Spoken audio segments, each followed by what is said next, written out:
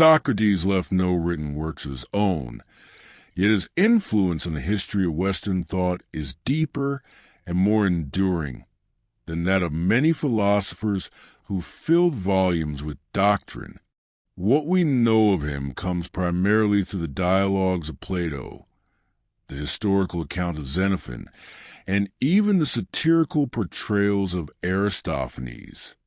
Despite their differences in style and intention, these sources converge on coherent intellectual and moral core, a life devoted to questioning, rational inquiry, and personal ethical responsibility.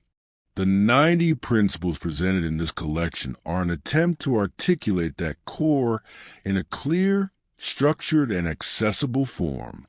Unlike philosophical traditions that emphasize systematic theory or abstract speculation, Socrates understood philosophy primarily as a way of living. For him, wisdom did not consist in possession of information, rhetorical skill, or social prestige, but in the honest recognition of one's own intellectual limits. The famous declaration, "I know that I know nothing," is not a celebration of ignorance, but a disciplined posture of humility, one that opens a possibility of genuine understanding. Only those who acknowledge what they do not know are capable of true learning. At the heart of Socratic thought lies the inseparable connection between knowledge and ethics. Socrates maintained that no one knowingly does evil. Wrongdoing is a product of ignorance about what is truly good. From this perspective, moral failure is not merely a weakness of will, but failure of understanding. Consequently, the highest human task is not the pursuit of wealth, honor, or power, but the care of the soul. To neglect one's soul by living unexamined, unreflective, or unjustly is, in Socrates' view, a far greater misfortune than physical suffering or even death. This ethical vision is inseparable from what has come to be known as the Socratic method. Rather than teaching doctrines or offering ready-made answers, Socrates engaged others in dialogue, using carefully constructed questions to expose hidden assumptions and internal contradictions. His goal was not to defeat his interlocutors, but to guide them toward clearer thinking and self-awareness. In this process, the admission of ignorance is not a defeat, but a necessary breakthrough, the moment when genuine inquiry can begin. Socrates' ideas also extend beyond the individual to society and politics. He consistently warned against equating truth with majority opinion and rejected the notion that power or popularity confers wisdom. Justice, he argued, cannot be defined by convenience or force, and injustice cannot be corrected by committing further injustice. His refusal to abandon his principles, even when facing condemnation and execution, stands as one of the most powerful demonstrations of moral integrity in the history of philosophy. The 90 ideas that follow do not form a closed or systematic doctrine, nor do they claim to represent Socrates' thought as a finalized theory. This would have been contrary to his spirit. Instead, they're organized around recurring themes: knowledge, ethical virtue, the soul, freedom and responsibility, civic life, and death itself. Each principle is best understood not as a conclusion to be memorized, but as an invitation to reflection and dialogue. In an age saturated with information, yet often lacking in wisdom, the legacy of Socrates remains strikingly relevant. He reminds us that knowledge without ethical reflection is incomplete, that freedom without self-mastery is illusory, and that philosophy is not an academic exercise removed from life, but a daily practice of examining how we think choose, and live. To engage with these ideas is not merely to study Socrates, but to participate in the enduring task he set before humanity, the honest and courageous examination of oneself. 1. I know that I know nothing marks the true beginning of Socratic philosophy and defines its intellectual posture. This statement, often quoted yet frequently misunderstood, does not express skepticism toward knowledge itself, nor does it imply that all claims to truth are meaningless. Rather, it articulates a disciplined awareness of the limits of human understanding. For Socrates, wisdom begins not with certainty, but with the honest recognition of one's own ignorance. This recognition is not passive resignation. It is an active, rational stance that resists self-deception and invites inquiry. Socrates arrived at this insight through his encounters with those reputed to be wise, politicians, poets, craftsmen, and teachers. He discovered that while many possess specialized skills or social authority, they often mistook these for comprehensive understanding. Their confidence, unsupported by critical reflection, concealed confusion rather than insight. Socrates, by contrast, claimed no such authority. His distinction lay in knowing that he did not know, whereas others believed they knew when they did not. In this sense, his wisdom was not superior knowledge, but superior clarity about the absence of it. The admission of ignorance serves a crucial methodological function. It dismantles false certainty, which is the greatest obstacle to learning. When individuals assume they already understand justice, virtue, courage, or happiness, they see no reason to examine their beliefs. Socrates' declaration disrupts this complacency. By asserting ignorance, he reopens fundamental questions and creates the intellectual space in which genuine investigation can occur. Without this initial clearing of assumptions, inquiry becomes superficial and self-confirming. Importantly, Socratic ignorance is not equivalent to relativism. Socrates did not argue that truth does not exist or that all opinions are equally valid. On the contrary, his relentless questioning presupposes that better and worse answers are possible, and that reason can discriminate between them. The claim, "I do not know," is therefore provisional and procedural, not final. It signals a commitment to the search for truth rather than a denial of its possibility. This attitude also carries profound ethical implications. For Socrates, intellectual humility is inseparable from moral responsibility. Those who falsely believe they know what is good are likely to act unjustly, while remaining convinced of their righteousness. Ignorance disguised as knowledge is thus more dangerous than acknowledged ignorance. By contrast, recognizing one's lack of understanding fosters caution, reflection, and openness to correction, qualities essential for ethical life. Furthermore, the statement challenges prevailing social values. In Athenian society, public esteem was often granted to those who spoke persuasively or held positions of influence. Socrates rejected the equation of reputation with wisdom. His stance implicitly criticizes any culture that rewards confidence over truth, appearance over substance. To claim ignorance in such a context was not merely philosophical. It was subversive. It undermined the authority of unexamined norms and exposed the fragility of socially constructed expertise. At a deeper level, "I know that I know nothing" redefines the purpose of philosophy itself. Philosophy, for Socrates, is not the transmission of doctrines from master to student, but a shared process of inquiry grounded in intellectual honesty.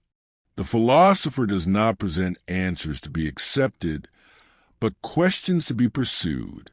This explains why Socrates likened himself not to a teacher, but to a midwife, one who assists others in bringing forth understanding from within themselves. Finally, this principle establishes the existential dimension of Socratic thought. To acknowledge ignorance is to confront one's vulnerability as a thinking being. It requires courage to admit uncertainty in matters that shape one's life. Yet Socrates believed that such courage is indispensable. A life built on unexamined beliefs, no matter how confident or successful it appears, lacks genuine depth. Only by facing what we do not know can we begin to live deliberately, responsibly, and truthfully. Thus, the first Socratic principle is not merely an epistemological claim. It is a foundation of an entire way of life. It calls for humility without despair, inquiry without arrogance, and reason without illusion.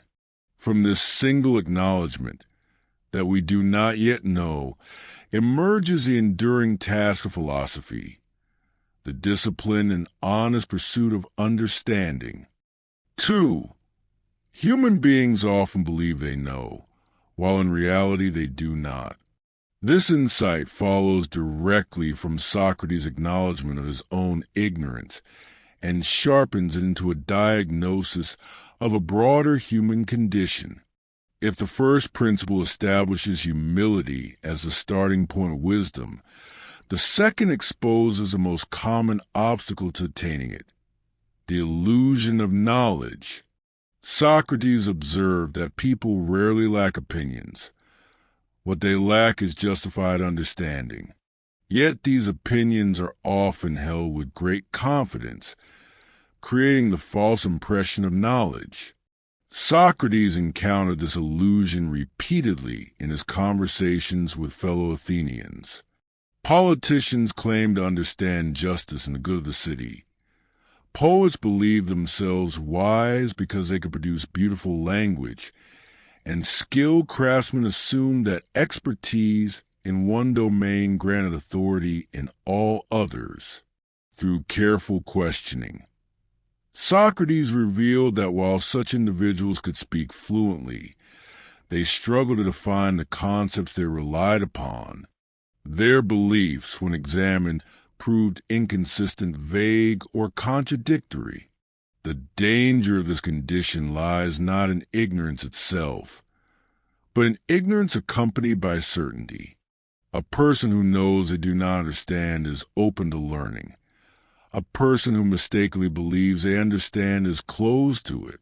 Socrates regarded the second state as far more harmful. It prevents inquiry, resists correction, and fosters intellectual stagnation. In this sense, false knowledge is more obstructive than acknowledged ignorance. This phenomenon also explains why Socratic dialogue often provoked discomfort or hostility. To question someone's beliefs is not merely to challenge their ideas, but to threaten their self-image. People tend to identify with their opinions, treating them as extensions of their character or status. When these opinions are shown to be unfounded, the result is embarrassment or anger rather than curiosity. Socrates accepted this risk, believing that temporary discomfort was preferable to lifelong self-deception. Importantly, Socrates did not suggest that people are foolish because they hold beliefs, but because they fail to examine them. Belief is unavoidable. Unexamined belief is not. Everyday life requires assumptions, but philosophy demands that we distinguish between what we merely suppose and what we truly understand. This distinction is central to Socratic ethics because actions flow from beliefs. When beliefs are confused, actions, even well-intentioned ones, can become unjust or harmful. The illusion of knowledge also has social consequences. Societies often elevate individuals who speak confidently, not those who think carefully. Persuasion is mistaken for understanding and popularity for truth. Socrates' insight exposes a structural weakness in democratic culture. Collective confidence can coexist with collective misunderstanding. The fact that many people agree on something does not guarantee that it has been rationally examined. At the individual level, this principle calls for disciplined self-suspicion. Socratic wisdom requires not only questioning others, but questioning oneself with equal rigor. What do I claim to know? Why do I believe it? Can I explain it clearly? Can I defend it against reasonable objections? These questions are not exercises in doubt for its own sake, but tools for clarifying thought and strengthening understanding. This principle also redefines education. If learners already believe they know, instruction becomes ineffective. Socrates recognized that teaching must begin by revealing gaps in understanding. Only when individuals recognize that their knowledge is incomplete can genuine learning occur. Thus, education is not the transfer of information into an empty mind, but the correction of false certainty in a full one. Finally, the second principle reinforces the ethical urgency of philosophy. Believing one knows what justice, virtue, or the good life means, without truly understanding these concepts, can lead to moral complacency. People may act wrongly while remaining convinced of their righteousness. Socrates saw this as one of the greatest dangers to both individuals and communities. In asserting that people often believe they know when they do not, Socrates does not condemn humanity. He challenges it. The insight is an invitation to vigilance, humility, and continuous self-examination. It urges us to replace confidence with clarity, assumption with inquiry, and inherited opinion with reasoned understanding. Only by recognizing how easily we mistake belief for knowledge can we begin the slow and demanding work of becoming wise. 3. True knowledge begins with self-examination. If human beings are prone to mistaking belief for knowledge, then the corrective Socrates proposes is not the passive reception of information, but active inquiry directed inward. For Socrates, the path to understanding does not begin with external authorities, inherited traditions, or accepted doctrines, but with a deliberate examination of one's own thoughts, values, and assumptions. Without self-examination, claims to knowledge remain superficial and untested. Socratic self-examination is not a form of introspective psychology in the modern sense. It is not concerned primarily with emotions or personal history, but with the rational structure of belief. Socrates asks not how people feel about justice, courage, or virtue, but what they mean by these terms and whether their definitions withstand logical scrutiny. By questioning individuals about their own views, he exposes inconsistencies that would otherwise remain hidden. This inward turn reflects Socrates' conviction that ignorance is most dangerous when it goes unnoticed. People may spend their lives investigating the natural world, accumulating wealth, or mastering technical skills, while remaining unaware of the confusion governing their moral judgments. For Socrates, such a life is misdirected. Knowledge that does not extend to the self, especially to one's ethical reasoning, is incomplete and ultimately unreliable. Self-examination also establishes a link between knowledge and responsibility. One cannot excuse unjust action by appealing to custom or authority if one has never questioned those influences. Socrates insists that individuals are accountable for their beliefs precisely because they have the capacity to examine them. To live unreflectively is therefore not a neutral condition. It is a failure to fulfill a distinctly human responsibility. This principle explains the famously provocative nature of Socratic dialogue. Socrates does not lecture his interlocutors. He draws them into examining their own claims. The discomfort this produces is intentional.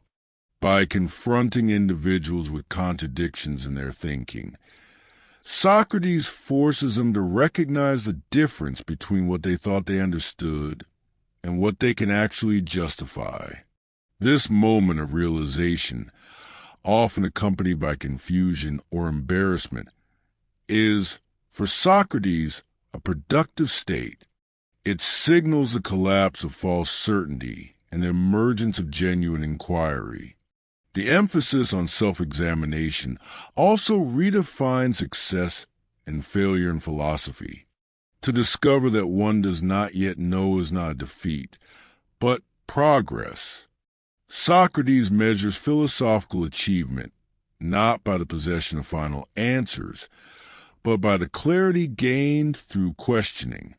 In this sense, philosophy advances by subtraction, by removing error, illusion, and unsupported belief, rather than by accumulation. Moreover, self-examination has a moral dimension that extends beyond intellectual clarity. By reflecting on one's motives, priorities, and standard of judgment, individuals cultivate ethical awareness. They become more attentive to the reasons behind their actions and less likely to act impulsively or unjustly. For Socrates, such reflection is essential to living well, because a good life requires coherence between belief and action. This principle culminates in Socrates' most famous ethical claim, that an unexamined life is not worth living. This assertion is not an elitist dismissal of ordinary existence, but a radical affirmation of human dignity. It implies that what gives life its value is not mere survival, pleasure, or social approval, but the capacity for reflective understanding. To examine oneself is to take one's life seriously as a moral project. Thus, the third Socratic principle establishes self-examination as the foundation of both knowledge and virtue. It transforms philosophy from a specialized discipline into a universal human obligation. Every individual, regardless of status or education, is capable of questioning their beliefs and responsible for doing so. From this practice emerges not only clearer thinking, but more deliberate and ethically grounded way of living. For intellectual arrogance is the enemy of understanding. Where self-examination opens a path to knowledge, intellectual arrogance closes it. Socrates regarded arrogance of mind, the conviction that one already possesses truth, as one of the most serious barriers to wisdom. Unlike simple ignorance, which can be corrected through inquiry, arrogance resists correction by denying the need for it. A mind convinced of its own certainty has no room left for learning.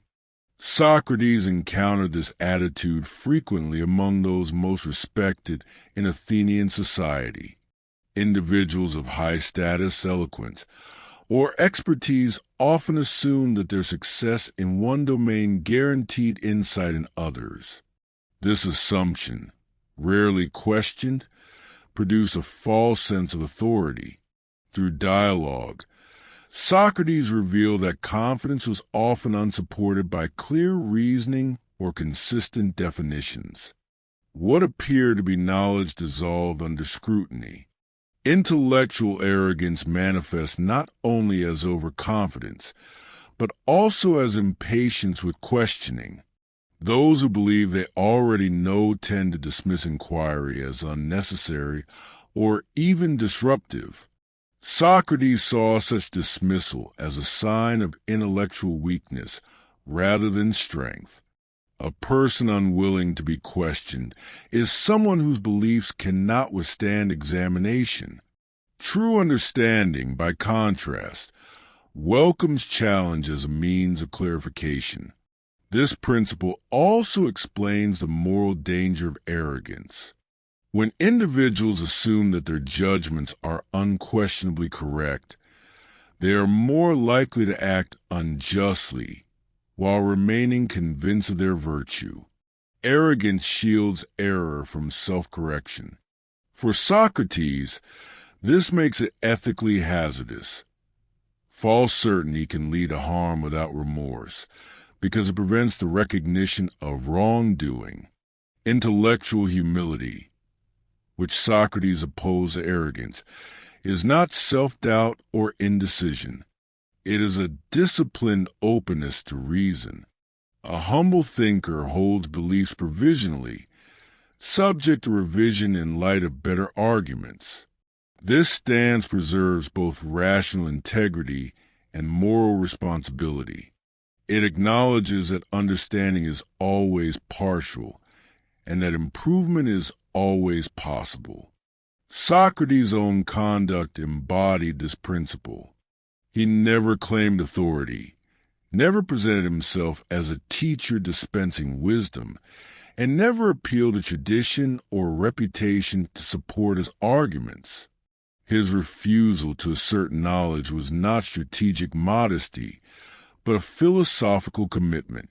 By positioning himself as a fellow inquirer rather than an expert, he kept dialogue alive and prevented philosophy from hardening into doctrine. The social implications of this principle are significant.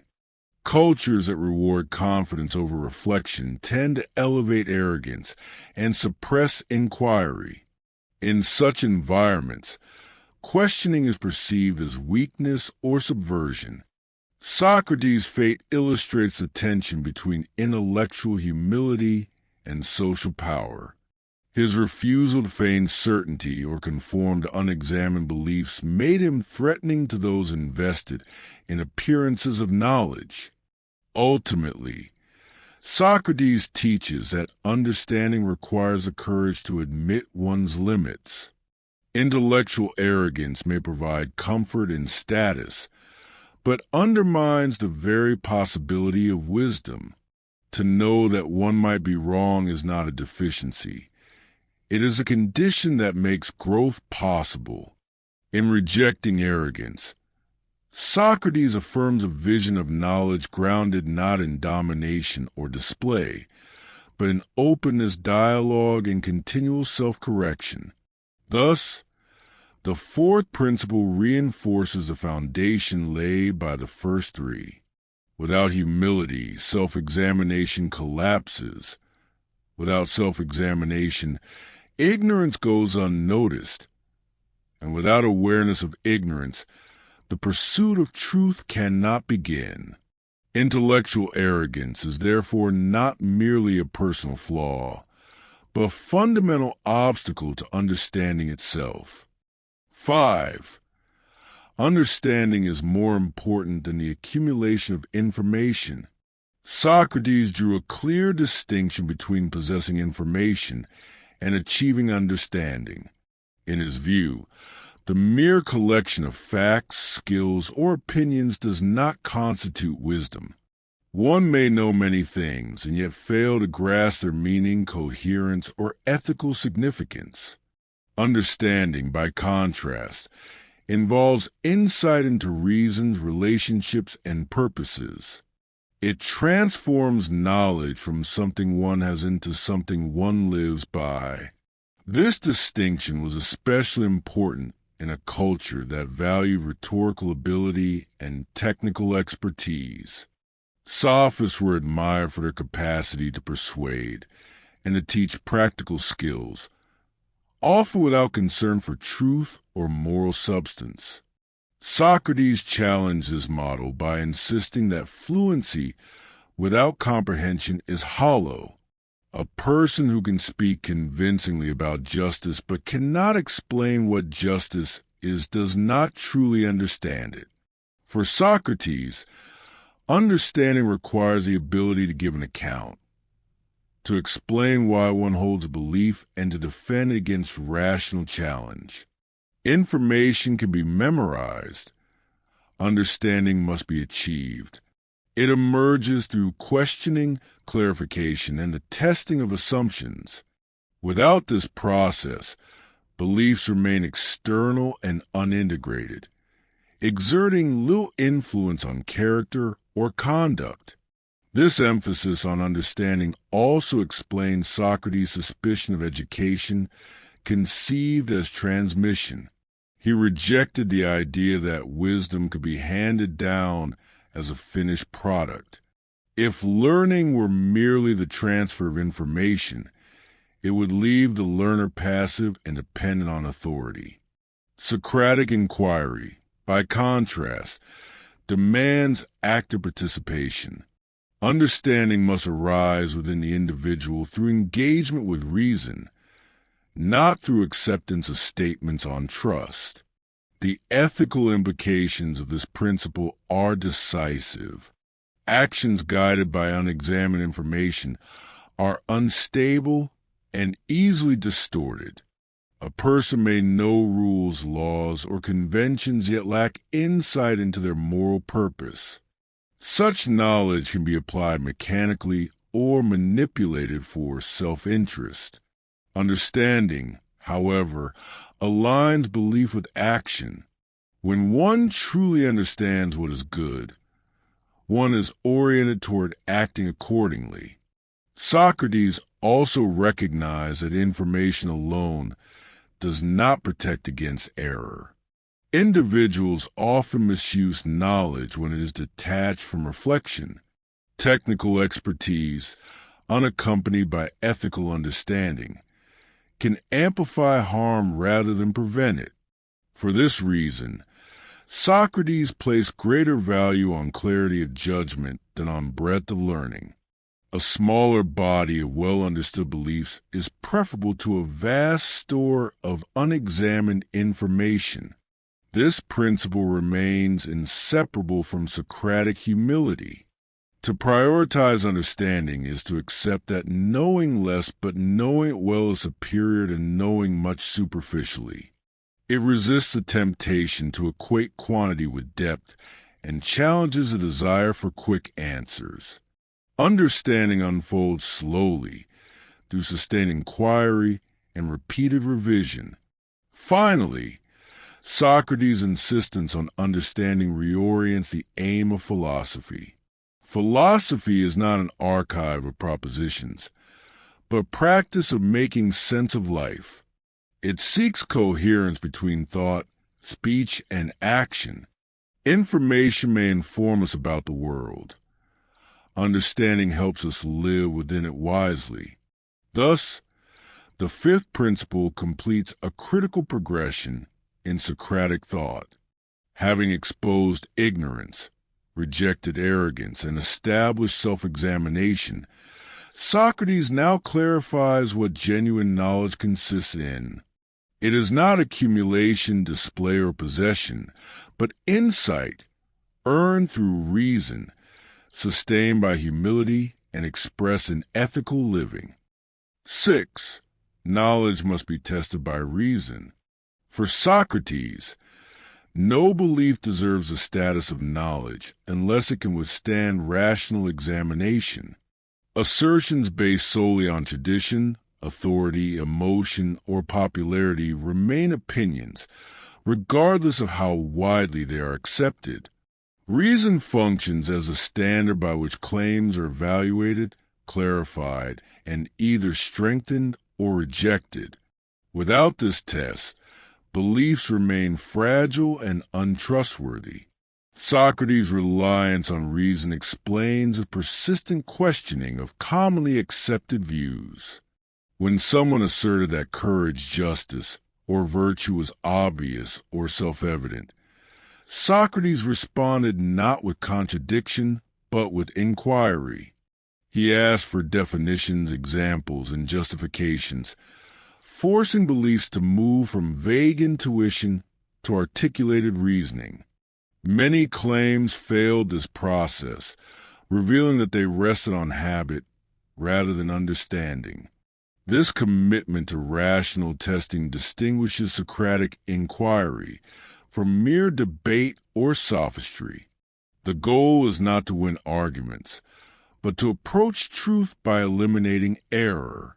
Reason serves as a shared ground on which dialogue can occur. Unlike authority or persuasion, it does not depend on status or rhetorical force. Any claim, regardless of its source, must answer to rational scrutiny. The testing of beliefs by reason also serves an ethical function. Actions guided by unexamined beliefs are susceptible to impulse and bias. By contrast, beliefs that have been rationally examined provide a stable foundation for moral decision-making.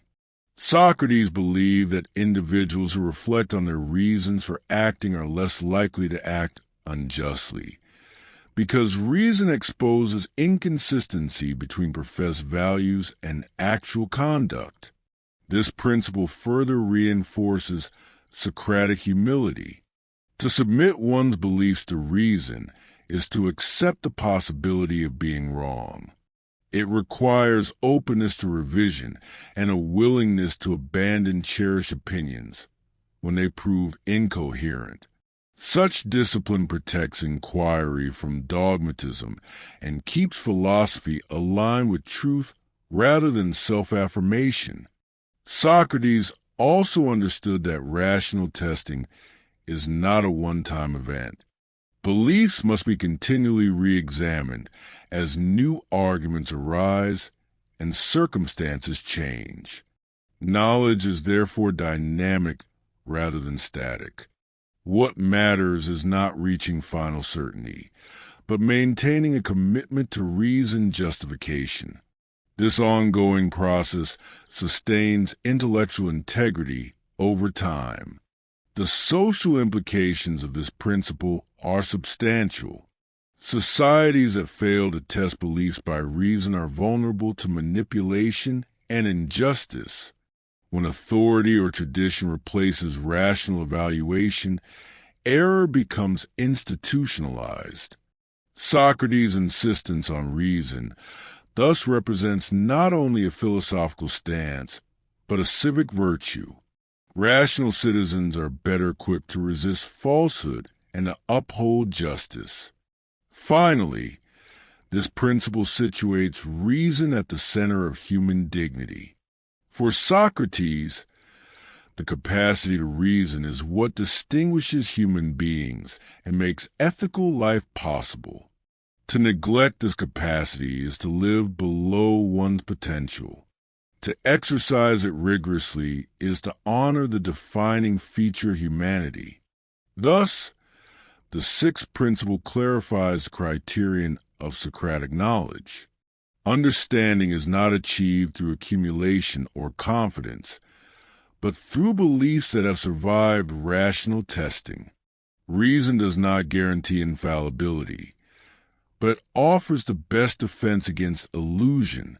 In placing reason at the heart of inquiry, Socrates affirms a vision of knowledge grounded in accountability, coherence, and moral seriousness. 7. There is no genuine knowledge without critical examination. For Socrates, reason alone is not sufficient unless it is actively exercised through criticism. Beliefs become knowledge only when they've been exposed to challenge, contradiction, and scrutiny.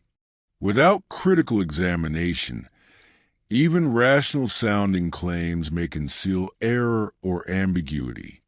Socrates therefore treated criticism not as an obstacle to truth, but as its primary instrument. Critical examination, in the Socratic sense, does not mean hostile skepticism or destructive doubt. It is a disciplined practice of testing ideas by asking whether they're consistent, well-defined, and defensible. Socrates pursued this through dialogue, drawing out implications of a claim and comparing them with other accepted beliefs. When contradictions emerged, he did not treat them as intellectual failures, but as signs that further inquiry was required. This principle explains why Socrates refused to accept conclusions reached too quickly. A belief that has not been examined from multiple angles remains provisional, no matter how persuasive it appears. Critical examination deepens understanding by forcing clarification. It separates what is merely assumed from what can be rationally supported. Socrates also recognized that critical examination demands courage. To submit one's beliefs to scrutiny is to risk discovering that they are flawed. Many resist this risk because it threatens comfort, identity, or social standing. Yet Socrates insisted that such discomfort is necessary. Without it, false beliefs remain unchallenged and guide action unchecked. The ethical dimension of this principle is central. Unexamined beliefs often underlie unjust actions.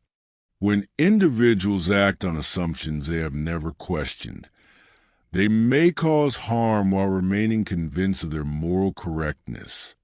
Critical examination disrupts this process by compelling individuals to justify their values and decisions. In doing so, it reduces the likelihood of unintentional wrongdoing.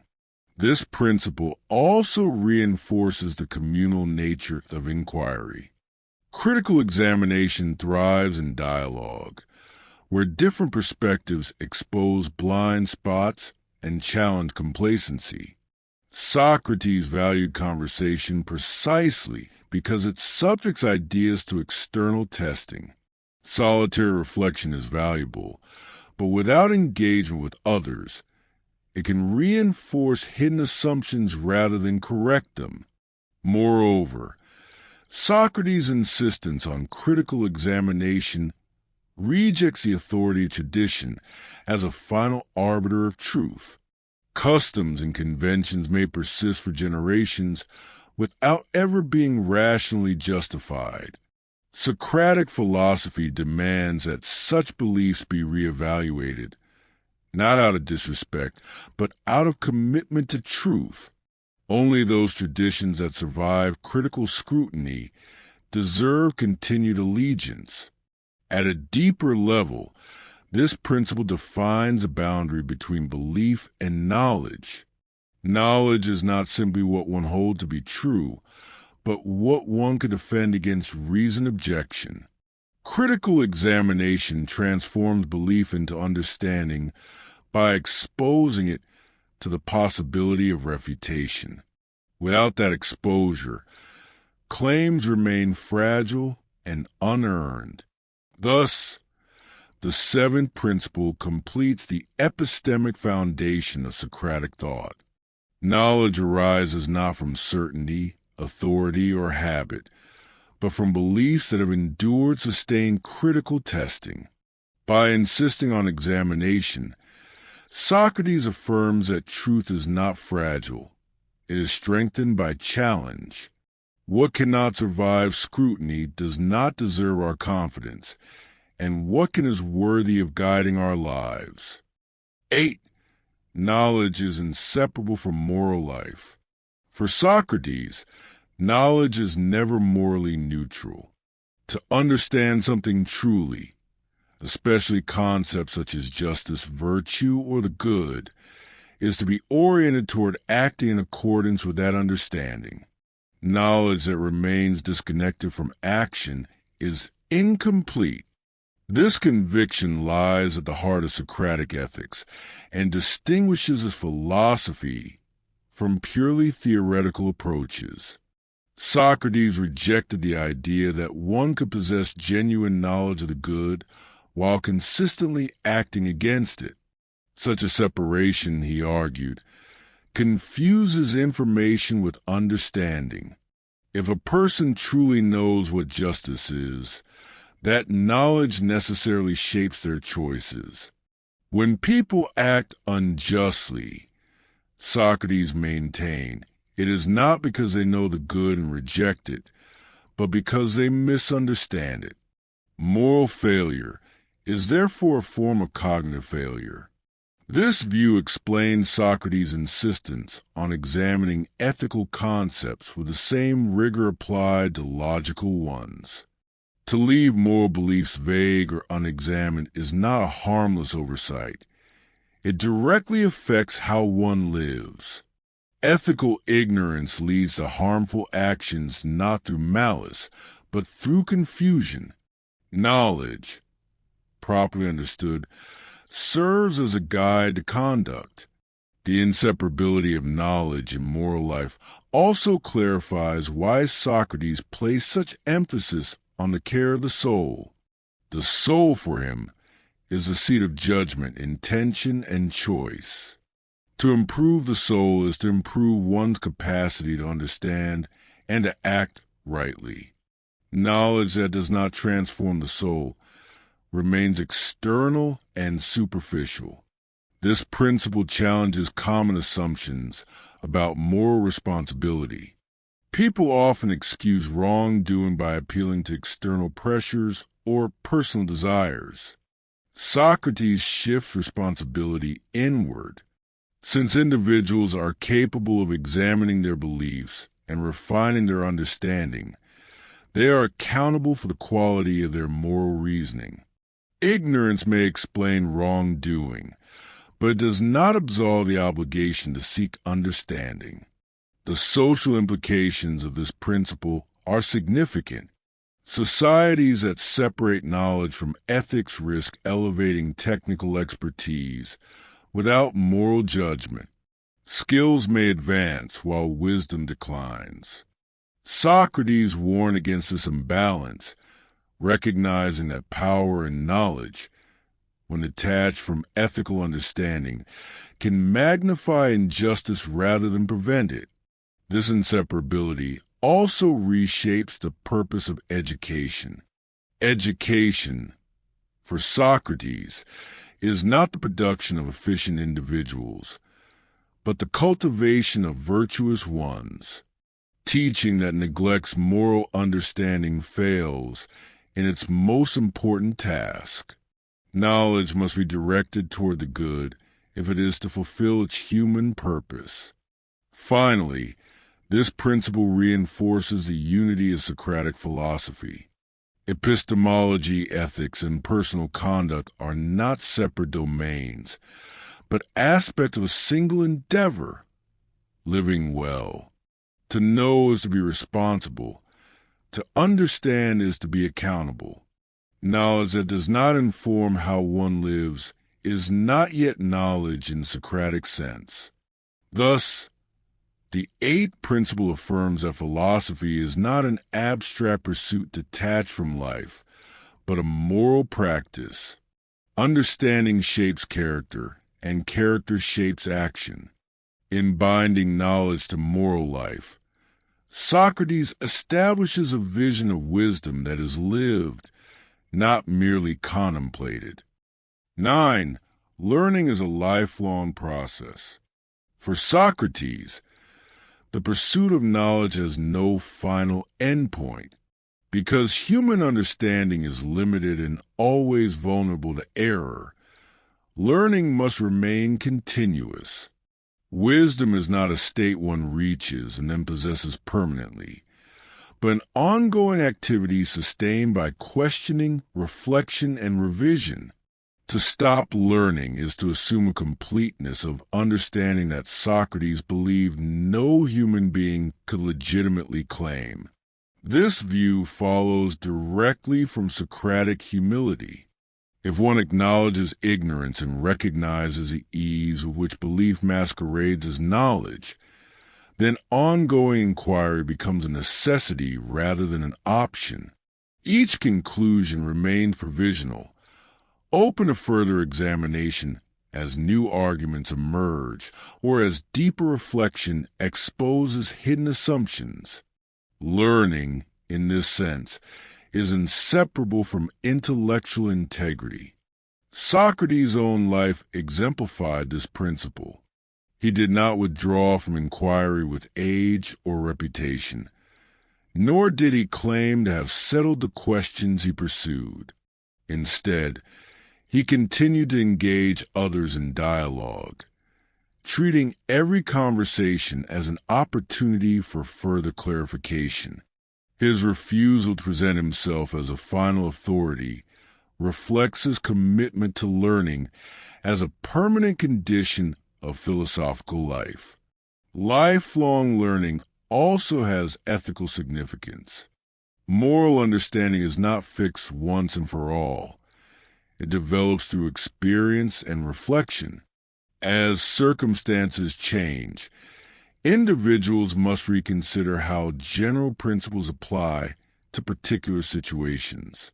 A rigid adherence to past conclusions, untested by current reasoning, risks turning moral insight into dogma. Continuous learning preserves ethical sensitivity and responsiveness. This principle further challenges social conceptions of education. Socrates rejected the idea that learning is confined to youth or formal instruction. Education, in his view, is not preparation for life, but an essential part of living itself. Every stage of life presents new questions about purpose, responsibility, and the good. To cease learning is to disengage from these questions and to live mechanically rather than reflectively. Lifelong learning also reinforces the role of dialogue. Understanding deepens through interaction with others who challenge, refine, or expand one's perspective. Solitary certainty hardens into error. Shared inquiry keeps thought flexible. Socrates' commitment to public conversation reflects his belief that learning thrives in communal contexts. At a deeper level, this principle affirms a particular vision of human dignity. Human beings are not defined by what they already know, but by their capacity to continue understanding. The willingness to learn expresses respect for truth and for one's own rational nature. It resists complacency and affirms growth as a moral and intellectual obligation. Finally, the notion of lifelong learning guards against despair as well as arrogance. Because knowledge is never complete, failure to achieve perfect understanding is not a defeat. What matters is sustained effort and honest inquiry.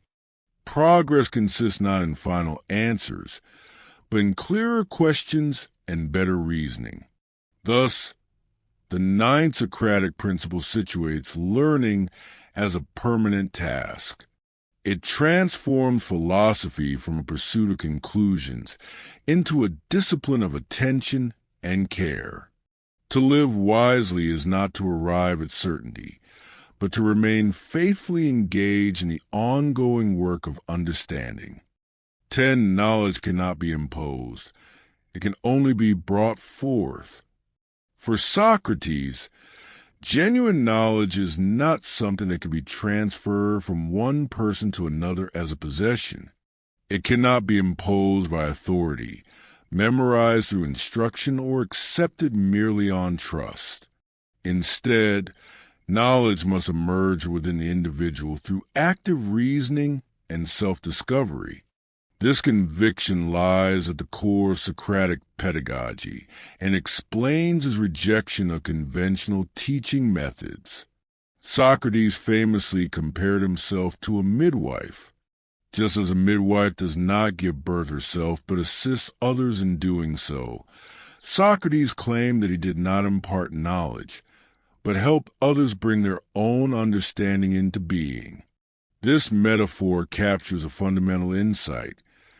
Learning is an internal process. External guidance may stimulate thought, but understanding arises only when the learner grasps reasons for themselves. This principle follows naturally from Socratic humility and critical inquiry.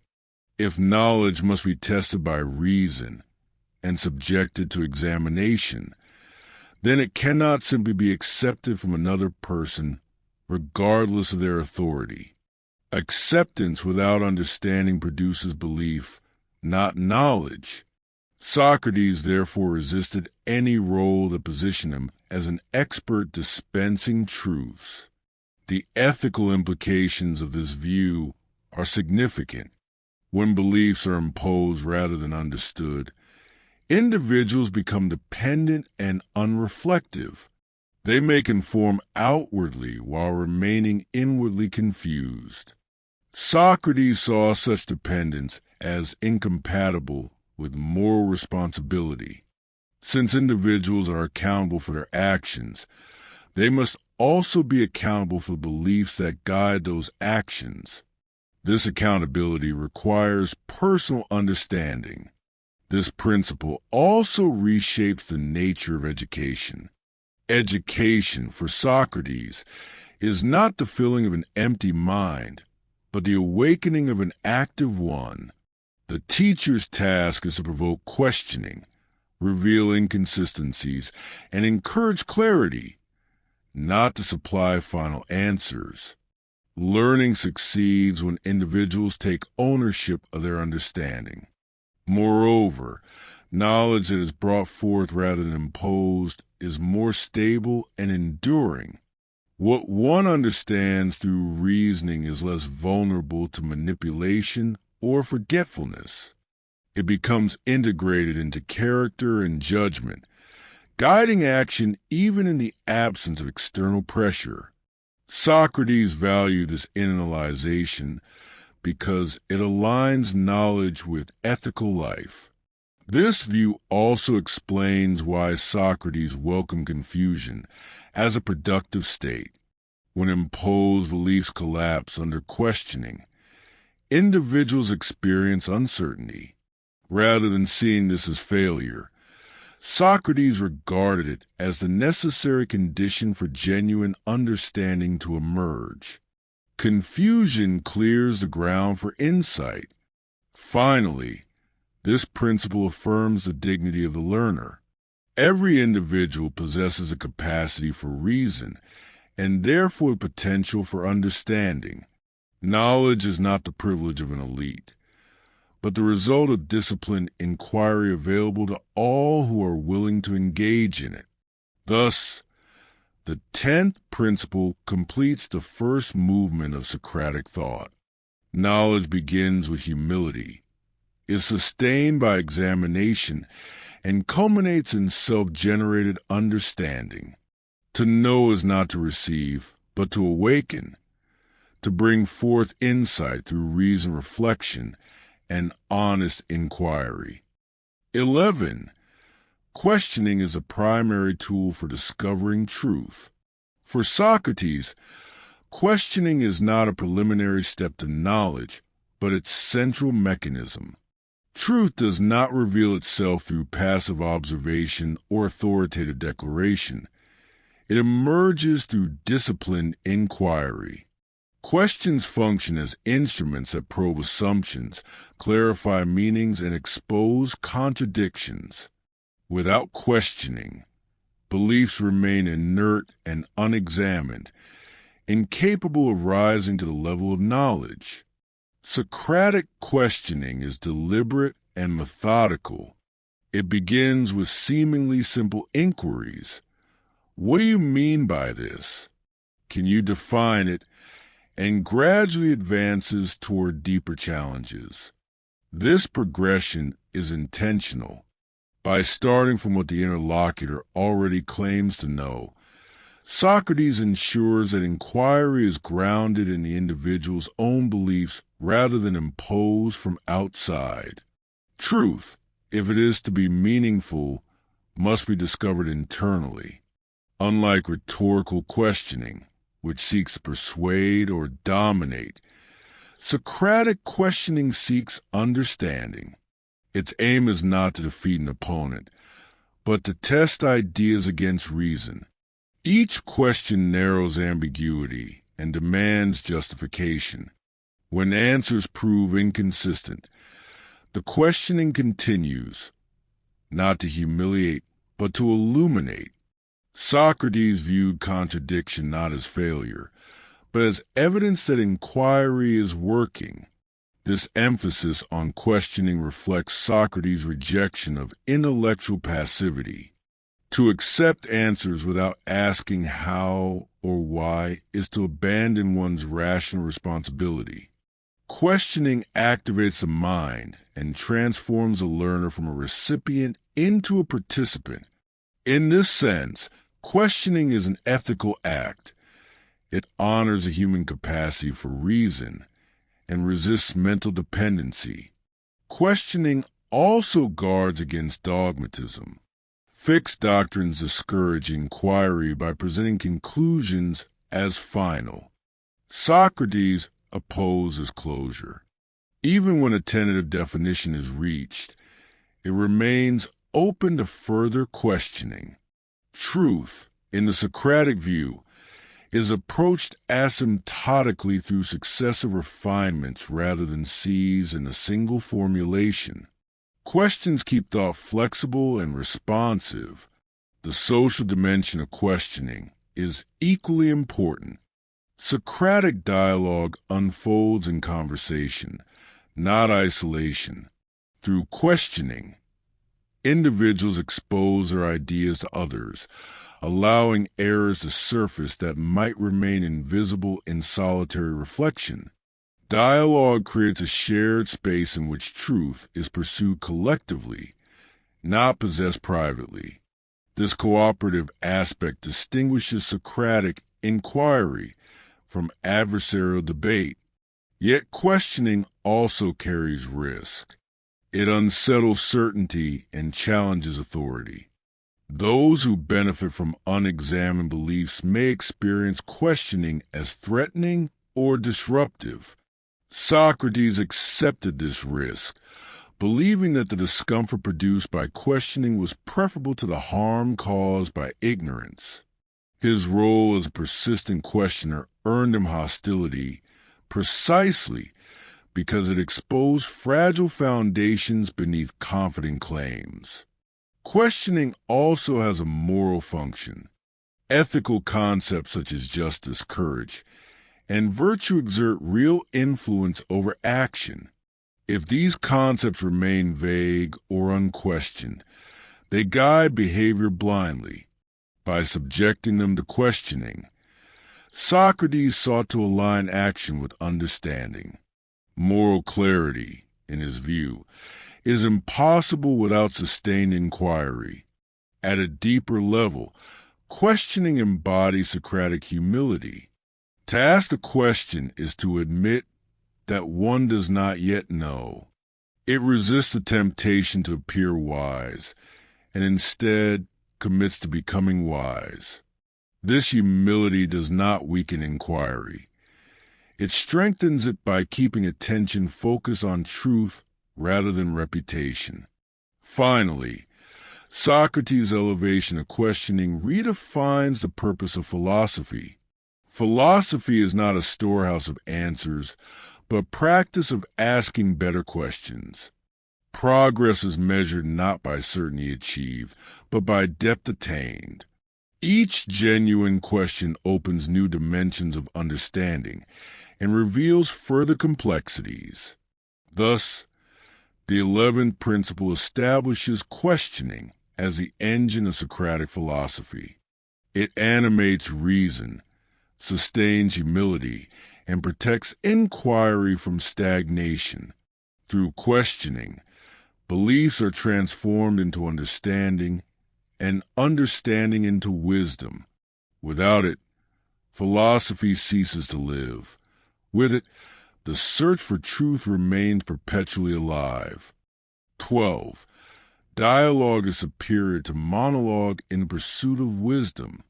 Building upon the central role of questioning, Socrates held that dialogue, rather than solitary reflection or authoritative speech, is the most effective medium for discovering truth. Wisdom, in his view, does not arise from uninterrupted exposition or internal monologue, but from the dynamic exchange of ideas between minds. Dialogue creates conditions in which thought can be tested, refined, and corrected through interaction. A monologue, regardless of its eloquence, risks reinforcing the speaker's existing assumptions. Without challenge, ideas can become self-confirming, insulated from critique. Dialogue disrupts this insulation. When another person responds, questions, or disagrees, hidden presuppositions surface. The presence of an interlocutor introduces intellectual friction, and it is precisely this friction that generates insight. For Socrates, dialogue is not merely conversational. It is methodological. Each participant plays a role in advancing understanding. One proposes an idea, another examines it, and together they follow its implications. Errors are not personal failures, but collective discoveries. In this cooperative process, truth is not owned by one speaker, but emerges between participants. Dialogue also enforces intellectual accountability. In conversation, claims must be articulated clearly enough to be understood and defended. Vague notions that seem plausible in private reflection often collapse when exposed to questioning. Dialogue forces precision. When asked to explain or justify a belief, individuals must confront gaps in their reasoning that might otherwise remain unnoticed. Importantly, Socratic dialogue is structured by quality rather than hierarchy. Although Socrates often guided conversations, he did not present himself as an authority dispensing knowledge. Instead, he positioned himself as a fellow inquirer. This stance dissolves the traditional teacher-student hierarchy and replaces it with a shared commitment to inquiry. Authority shifts from the individual to reason itself. This egalitarian nature of dialogue carries ethical significance. It respects the rational capacity of all participants, regardless of social status. Socrates famously questioned politicians, poets, and craftsmen alike, demonstrating that no one is exempt from examination. Dialogue becomes a democratic space where ideas are judged by coherence and consistency, not by the prestige of their source. Dialogue also accommodates intellectual development over time. Understanding rarely arrives fully formed. Through repeated exchanges, ideas evolve. An initial definition may be revised, narrowed, or abandoned altogether. Dialogue allows this gradual refinement, recognizing that learning is a process rather than an event. Monologue, by contrast, tends to present conclusions as finished products, concealing the struggle that produced them. Furthermore, dialogue integrates emotional and ethical dimensions of learning. Engaging with others requires patience, openness, and respect. One must listen as well as speak, consider objections sincerely, and tolerate uncertainty. These dispositions are not incidental. They are essential to philosophical growth. Dialogue thus cultivates character alongside intellect. Socrates also recognized that dialogue mirrors the structure of thought itself. Reason advances through internal questioning and counterargument.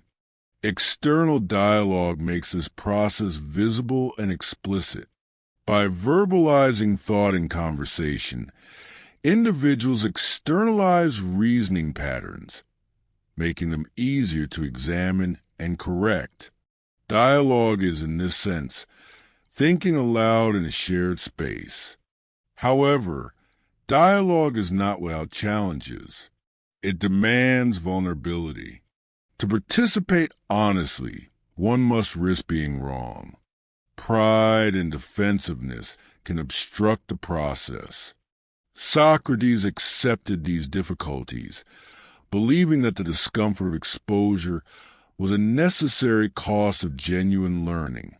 Dialogue fails not because it reveals ignorance, but because participants refuse to acknowledge it. Ultimately, Socrates' preference for dialogue reflects his conception of wisdom as relational rather than solitary. Wisdom is not accumulated in isolation, but forged through engagement. It depends on the willingness to encounter other perspectives and to let one's own views be reshaped by reasoned exchange. Thus, the 12th principle affirms dialogue as the natural environment of philosophy. It transforms questioning into a shared endeavor, sustains intellectual humility, and aligns the pursuit of truth with ethical interaction. Through dialogue, wisdom becomes not a possession but a practice, one sustained by conversation, challenged by others, and deepened through collective inquiry. 13. Truth emerges through argument and reasoned debate. For Socrates, truth is not something passively received or privately intuited. It is something that emerges through rigorous argument and disciplined debate. This conviction lies at the heart of the Socratic method. Truth is not assumed at the outset, but is gradually uncovered through the clash of opposing views, careful reasoning, and logical examination. Without debate, beliefs remain untested. Without argument, certainty is illusory. Socrates rejected the notion that truth could be established by authority, tradition, or popular opinion. A claim is not true because it is widely accepted, nor because it is spoken by someone powerful or respected. Truth must withstand scrutiny. Argument provides a mechanism for such scrutiny by exposing ideas to challenge and forcing them to justify themselves through reason rather than status. Debate, in the Socratic sense, is not a contest aimed at victory, but a cooperative search for understanding. Its purpose is not to defeat an opponent, but to test the strength of ideas. When arguments collide, weaknesses are revealed. Contradictions, ambiguities, and unsupported assumptions come to light. Through this process of elimination, false beliefs are gradually stripped away, allowing clearer insight to take shape. This view implies that error is not an obstacle to truth, but a necessary step toward it. In debate, being proven wrong is not a humiliation, but a form of progress. Each refuted argument narrows the field of possibilities, bringing inquiry closer to what can withstand rational examination. Socrates therefore welcomed refutation, seeing it as an act of intellectual liberation rather than defeat. Argument also disciplines thought. It requires that reasons be articulated, premises identified, and conclusions logically connected. Vague intuitions or emotionally charged assertions are insufficient. One must explain why a claim is true, not merely assert that it is. This demand for justification elevates discussion from opinion sharing to rational inquiry. Crucially, Socratic debate is governed by shared standards of reason. Participants must accept logical consistency, non-contradiction, and clarity as guiding principles.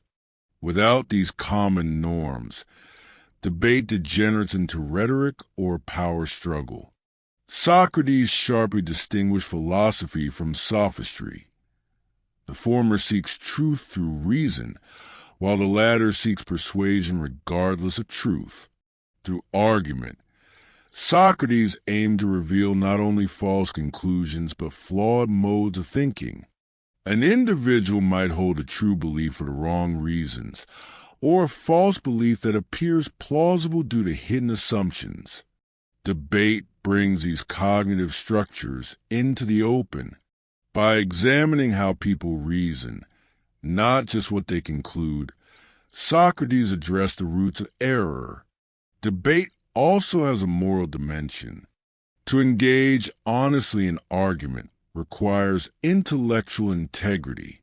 One must follow the argument wherever it leads, even if it challenges deeply held beliefs or personal interests. This commitment to reason over self-interest is an ethical stance. For Socrates, the willingness to be guided by argument is itself a form of virtue. Moreover, truth emerging through debate underscores its provisional character. Socrates did not claim to possess final answers. Conclusions reached through argument remain open to future challenge.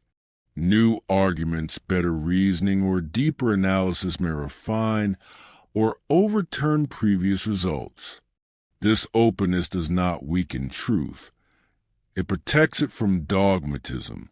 Socratic debate is therefore incompatible with fanaticism. Anyone who refuses to argue, who treats their beliefs as immune to questioning, has abandoned the pursuit of truth. Such rigidity replaces reason with certainty and inquiry with ideology. Socrates viewed this intellectual closure as a grave danger, both to individuals and to society. At the same time, debate must be disciplined. Not all disagreement is productive. Personal attacks, emotional manipulation, and deliberate misrepresentation corrupt the process. Socrates modeled a form of argument grounded in patience, precision, and respect for reason. Debate succeeds only when participants are committed to understanding rather than dominance. In asserting that truth emerges through argument, Socrates redefined philosophy as an active, dialogical practice. Truth is not handed down. It is forged through reasoned struggle.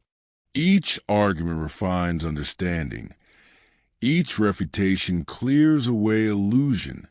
Through this demanding process, truth gradually comes into view, not as an unquestionable doctrine, but as the most rational position available to reflective minds. Thus, the 13th principle reinforces the Socratic conviction that reasoned debate is not merely a tool of philosophy, but its very lifeblood. Without argument, there is no philosophy. Without philosophy, truth remains obscured by unexamined belief. 14. Refutation reveals internal contradictions.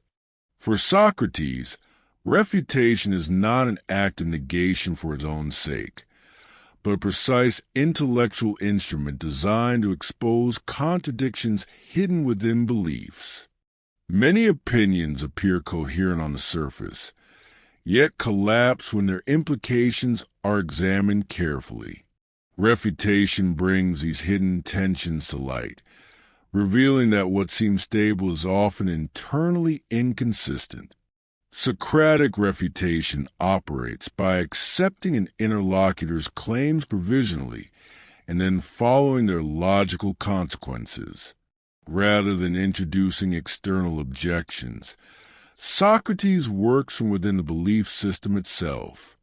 If a person holds two claims that cannot both be true, refutation demonstrates this incompatibility. The conclusion is unavoidable. At least one belief must be mistaken. In this way, refutation forces reason to confront itself. This method underscores a crucial Socratic insight. Error often arises not from malice or stupidity, but from unexamined assumptions. People rarely test whether their beliefs align logically with one another. They accumulate opinions shaped by habit, culture, or authority without integrating them into a coherent whole. Refutation exposes this fragmentation of thought. Contradiction, in the Socratic sense, is not merely a logical flaw, but a symptom of intellectual disorder. To hold mutually incompatible beliefs is to lack genuine understanding. Knowledge requires coherence. When refutation reveals contradiction, it signals that the mind has not yet achieved unity in its reasoning. This realization is a first step toward intellectual correction. Refutation also serves a purifying function. By eliminating false or incoherent beliefs, it clears space for clearer understanding to emerge. Socrates likened this process to intellectual midwifery. Refutation removes what cannot survive rational scrutiny, allowing more robust insights to be born.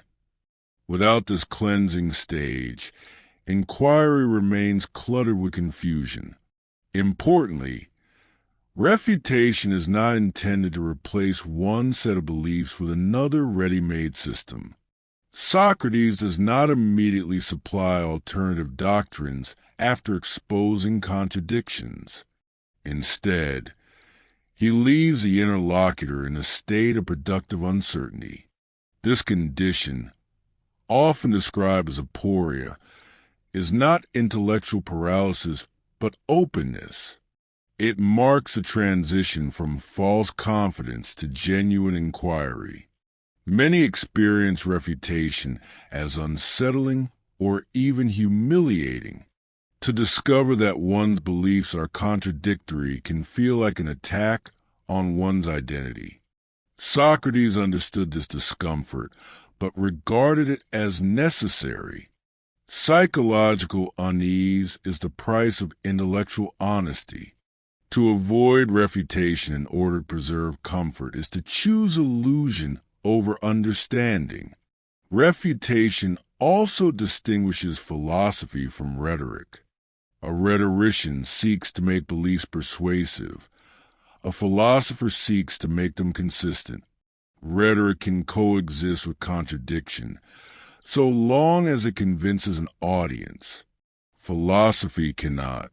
Refutation exposes persuasive but incoherent arguments, revealing that eloquence is not evidence of truth. This emphasis on internal contradiction explains why Socrates often appeared destructive to his contemporaries. He dismantled beliefs without offering immediate replacements, leaving individuals aware of their ignorance but unsure how to proceed. Yet for Socrates, this was a service, not a harm. A false belief confidently held is more dangerous than acknowledged ignorance. Refutation also plays a moral role. Ethical beliefs guide action. If those beliefs are internally inconsistent, action becomes unstable or hypocritical. By revealing contradictions in moral reasoning, refutation exposes ethical confusion. A person who claims to value justice but acts unjustly under pressure reveals a contradiction between principle and practice. Socratic refutation brings such inconsistencies into conscious awareness. Furthermore, refutation enforces intellectual responsibility. One cannot simply assert beliefs without considering their implications. To hold a belief is to accept the consequences of its logic. Refutation demands that individuals take ownership of their reasoning rather than hiding behind vague or contradictory claims. At its deepest level, refutation embodies Socratic respect for reason. It assumes that truth is not arbitrary and that contradictions matter. A world in which contradictions are tolerated is a world in which meaning dissolves. By insisting on coherence, refutation affirms that rational structure is essential to understanding reality. Thus, the 14th principle establishes refutation as a central discipline of Socratic inquiry. It dismantles false certainty, exposes hidden incoherence, and prepares the mind for genuine understanding. Through refutation, philosophy fulfills its critical function, not to comfort, but to clarify, not to affirm, but to examine, not to preserve belief, but to purify reason. 15. The right question matters more than a quick answer. For Socrates, the quality of inquiry is determined not by the speed of response, but by the precision of the question. A rapid answer may satisfy impatience, but it rarely satisfies reason. The right question, by contrast, reshapes the field of inquiry itself. It determines what can be seen, what can be examined, and what can ultimately be understood. In this sense, questioning is not merely preparatory to knowledge. It is constitutive of it. Socrates observed that many errors arise not because people reason poorly, but because they begin from poorly framed questions. When a question is vague, confused, or loaded with hidden assumptions, even logically valid answers can mislead. A wrong question can generate an entire structure of false certainty. Thus, before seeking answers, one must first examine whether the question itself deserves to be asked in its current form. Quick answers often function as intellectual shortcuts. They provide closure without understanding and certainty without justification. Socrates regarded this eagerness for answers as a symptom of intellectual impatience. It reflects a desire to appear knowledgeable rather than a commitment to becoming knowledgeable. The pursuit of wisdom, however, requires tolerance for uncertainty and the discipline to remain within inquiry longer than comfort allows.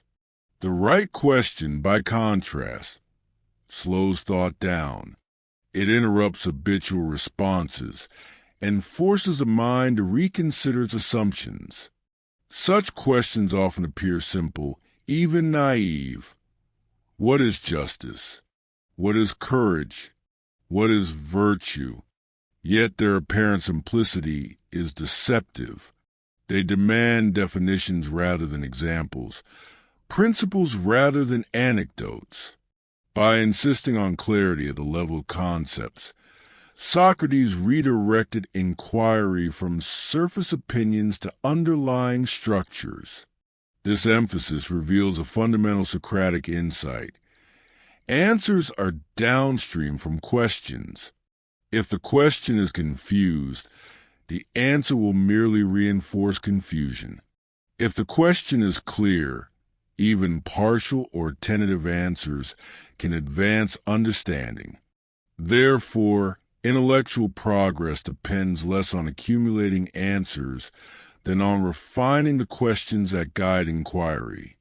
Moreover, the right question has a generative power. It opens paths of investigation that were previously invisible. A well-formed question can reveal distinctions, uncover contradictions, and expose hidden premises. In this way, the question itself becomes an instrument of discovery.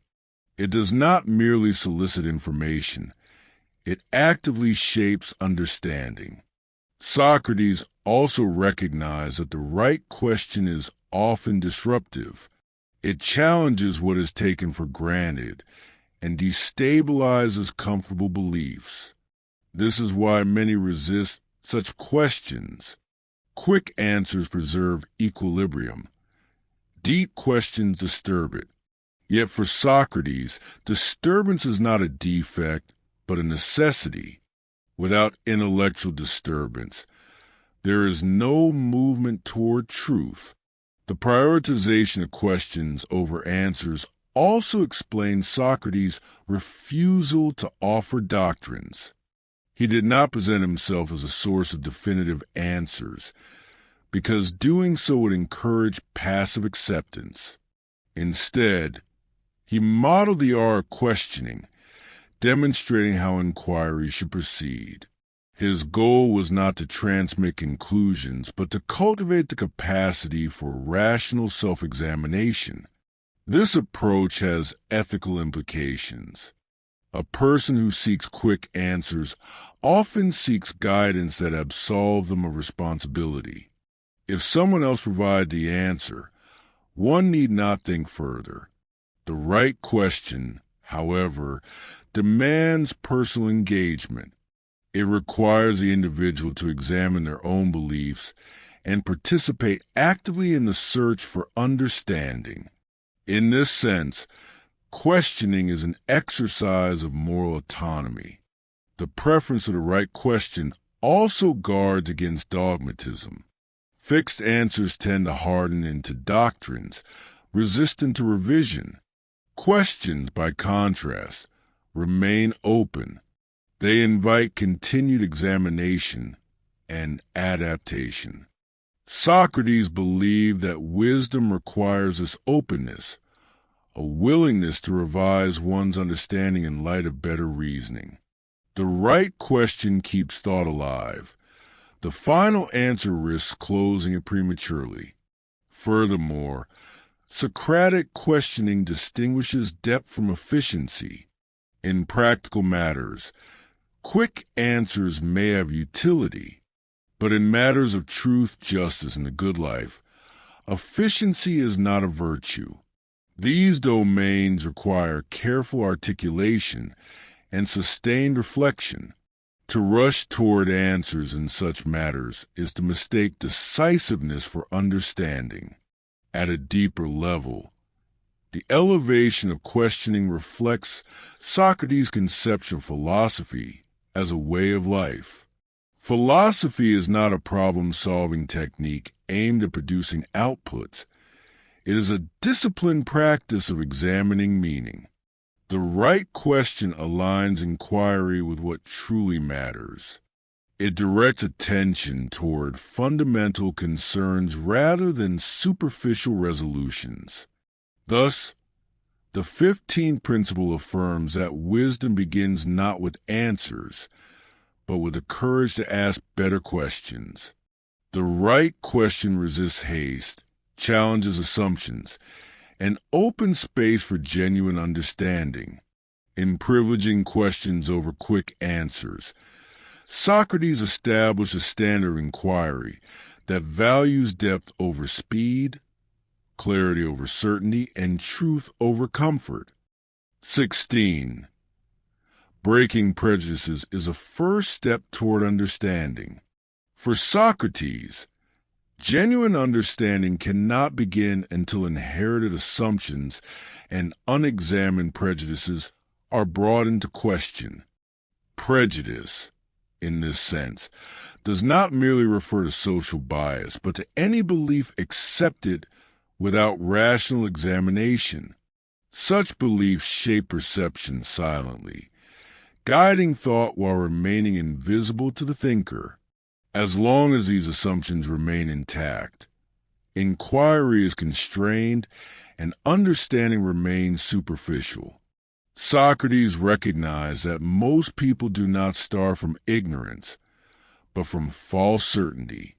They believe they already know what justice, virtue, piety, or happiness are, largely because these concepts are defined by tradition, custom, or authority. This sense of knowing creates intellectual complacency. One does not investigate what one assumes is already understood. Therefore, the first task of philosophy is not to add new knowledge, but to dismantle this illusion of knowledge. Breaking prejudice requires deliberate confrontation. Socratic questioning targets commonly accepted opinions precisely because they are rarely scrutinized. By asking individuals to define concepts they use confidently, Socrates exposes the fragility of these inherited beliefs. When definitions collapse under examination, it becomes clear that what was taken for knowledge was often no more than habit or imitation. This process is unsettling. Prejudices provide psychological stability and social belonging. To question them is to risk uncertainty and even alienation. Socrates was acutely aware of this cost, both personally and politically.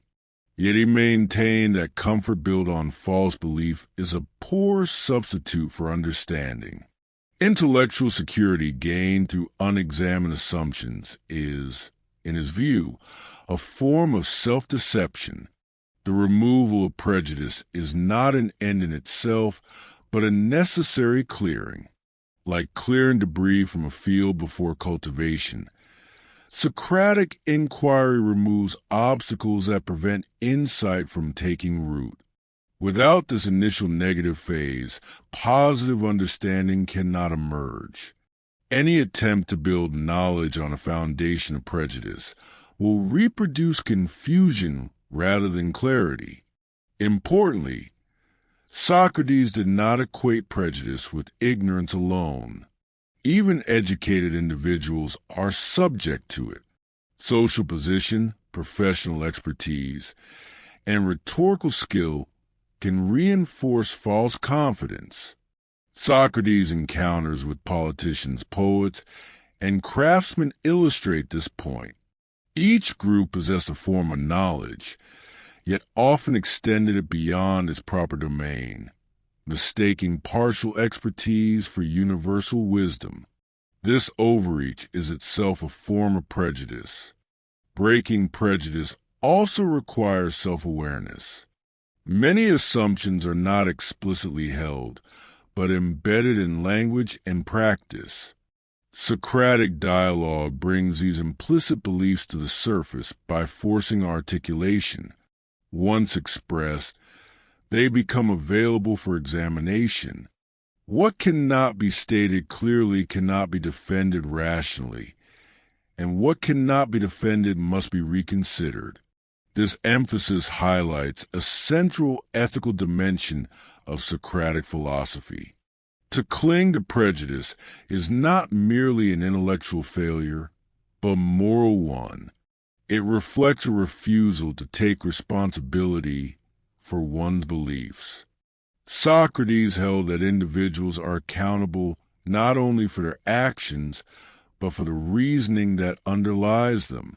Unexamined beliefs can lead to unjust actions, even when intentions are good. The destruction of prejudice also prepares the mind for humility. When deeply held assumptions are shown to be groundless, the individual is forced to confront the limits of their understanding. This recognition of ignorance is not a defeat, but a liberation. It frees the mind from false constraints and opens space for genuine inquiry. In this sense, breaking prejudice and acknowledging ignorance are inseparable steps. Socrates' insistence on challenging prejudice explains why he was often perceived as dangerous. Societies depend on shared assumptions to maintain order. Questioning these assumptions can appear subversive. Yet Socrates distinguished between stability based on unexamined belief and stability grounded in reason. Only the latter, he argued, is worthy of preservation. Furthermore, breaking prejudice is an ongoing task. not a single achievement. New assumptions form as old ones are dismantled. Vigilance is therefore required. The philosopher must continually examine whether current beliefs are held because they are rationally justified or merely because they are familiar. This perpetual critical stance defines the philosophical attitude. Ultimately, the 16th principle asserts that understanding begins with negation. Before one can know what is true, one must confront what is falsely believed. By breaking prejudices, Socratic inquiry clears the ground for reason to operate freely. Without this preliminary rupture, philosophy cannot advance, and understanding remains trapped within the boundaries of inherited illusion. 17. Philosophy is a way of living, not merely a theoretical discipline. For Socrates, philosophy was not an abstract system of ideas confined to intellectual debate. It was a practice embedded in daily life. To philosophize was not simply to think correctly, but to live correctly. Thought and action were inseparable. A philosophy that remained theoretical, detached from conduct and character, was in Socrates' view incomplete and ultimately meaningless. This conviction distinguished Socrates sharply from later conceptions of philosophy as an academic pursuit. He did not write treatises or construct formal doctrines. Instead, he engaged people in conversation in public spaces, marketplaces, and streets. These settings were not incidental. They reflected his belief that philosophy belongs to ordinary life, not secluded institutions. Questions about justice, virtue, and the good life arise where people act, choose, and interact. Socrates understood that beliefs shape behavior. One cannot claim to understand virtue while acting unjustly, nor claim to value wisdom while refusing examination. Philosophy, therefore, must manifest in conduct. The measure of understanding is not rhetorical skill, but consistency between reasoning and living. To fail in this alignment is not merely an intellectual error, but a moral one. This integration of philosophy and life explains Socrates' relentless focus on ethical concepts. He did not inquire into nature, cosmology, or technical sciences, not because he dismissed their value, but because he believed the most urgent questions concern how one ought to live. Knowledge that does not improve the soul, he argued, lacks ultimate significance. Living philosophically requires constant self-examination. Socrates' famous assertion that the unexamined life is not worth living expresses this demand. Examination is not a one-time achievement, but a continuous process. Each action, decision, and desire becomes an occasion for reflection. Philosophy thus becomes a form of ethical vigilance, guarding against complacency and moral drift. This view also imposes discipline. To live philosophically is to submit one's impulses, ambitions, and social roles to rational scrutiny. Desires are not automatically authoritative. They must be examined. Social expectations are not automatically binding. They must be evaluated. Reason serves as the governing principle of life, not merely an analytical tool. Socrates' own life exemplified this commitment. He lived simply, rejected wealth and political advancement, and accepted personal risk in order to preserve intellectual integrity. His choices were not expressions of asceticism for its own sake, but consequences of his belief that external goods are secondary to the condition of the soul. A life oriented toward truth requires independence from excessive material or social pressures. The practical nature of philosophy also explains Socrates' emphasis on dialogue. Living among others means that one's beliefs are constantly tested through interaction. Dialogue exposes one alternative perspectives and forces justification of one's views. Philosophy as lived practice is therefore inherently social. Isolation weakens examination. Conversation strengthens it. Moreover, philosophy as a way of life entails moral courage. To live in accordance with examined beliefs often means standing against popular opinion or entrenched power. Socrates understood this risk and accepted it. His trial and execution represent not a failure of philosophy, but its ultimate demonstration. He chose fidelity to reason over personal safety, showing that philosophical commitment is measured in action, not words. This principle also challenges the separation between knowing and being. For Socrates, to know the good is to be oriented toward it. If one truly understands justice, one will act justly. Failure to do so indicates a deficiency in understanding, not merely weakness of will. Philosophy, therefore, aims at transformation, not mere comprehension. Finally, conceiving philosophy as a way of life redefines its purpose.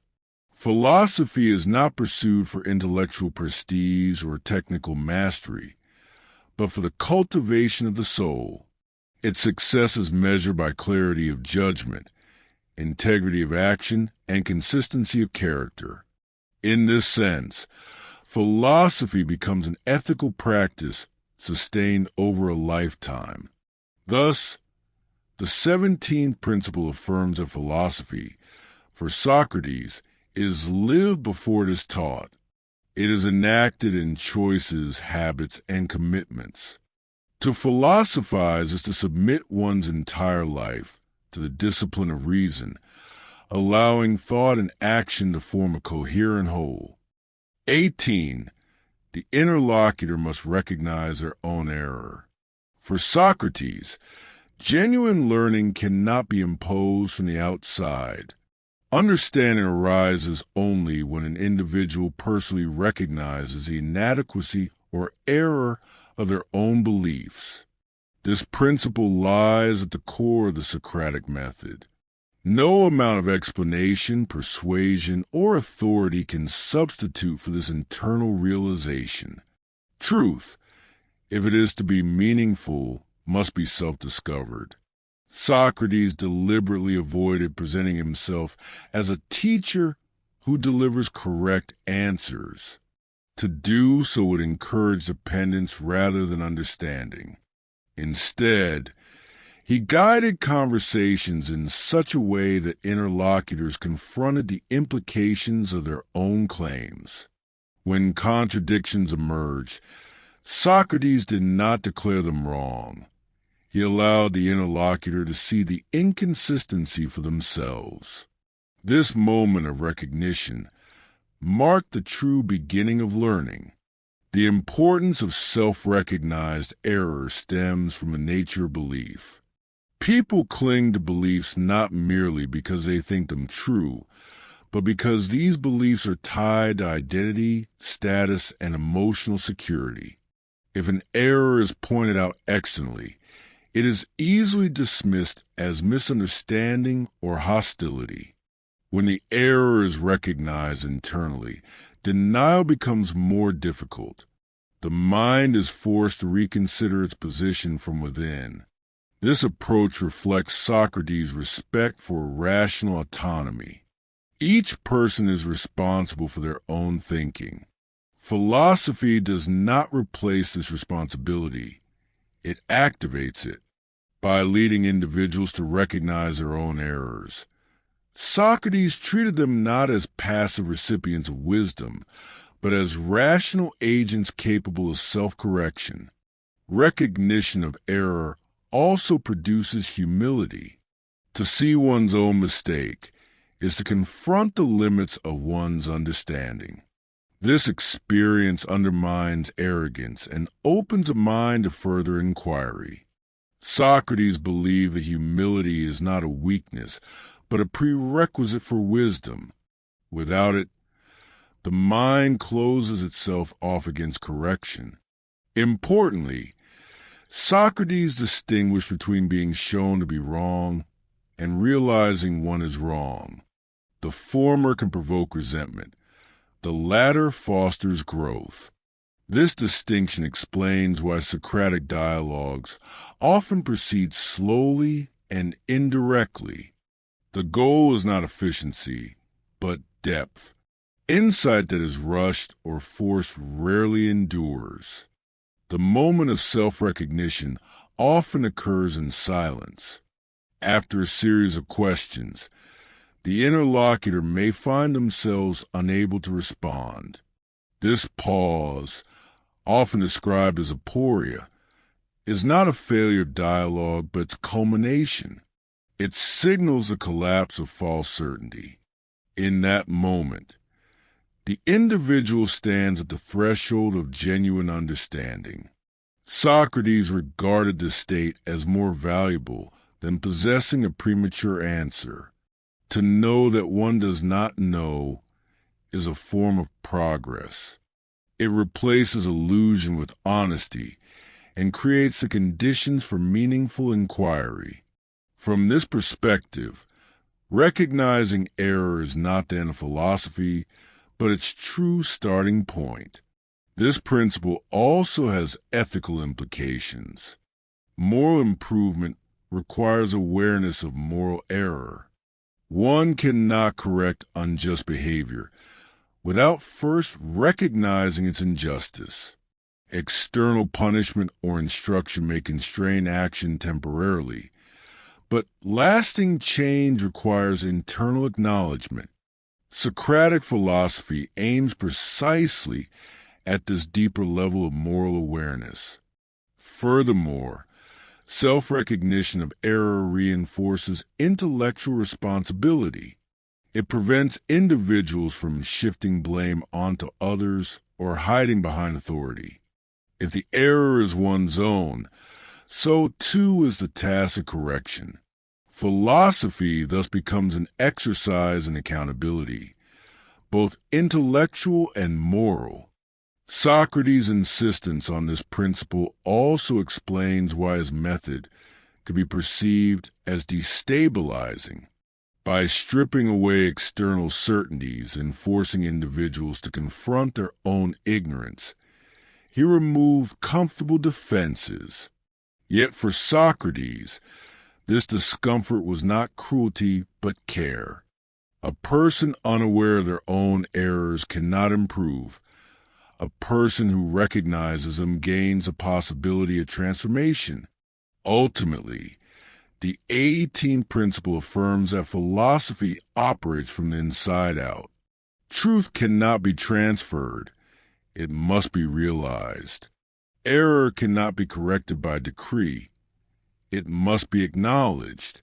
By ensuring that interlocutors recognize their own mistakes, Socrates safeguarded the integrity of inquiry and preserved the dignity of reason. 19.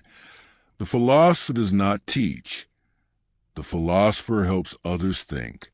Socrates consistently rejected the role of teacher as one who transmits ready-made knowledge. He claimed not to possess wisdom in the conventional sense and denied that philosophy involved instructing others in fixed doctrines. Instead, he understood the philosopher's task as facilitating thinking. The philosopher does not supply conclusions, but cultivates the conditions under which understanding can arise. This position reflects Socrates' conviction that knowledge cannot be implanted from outside.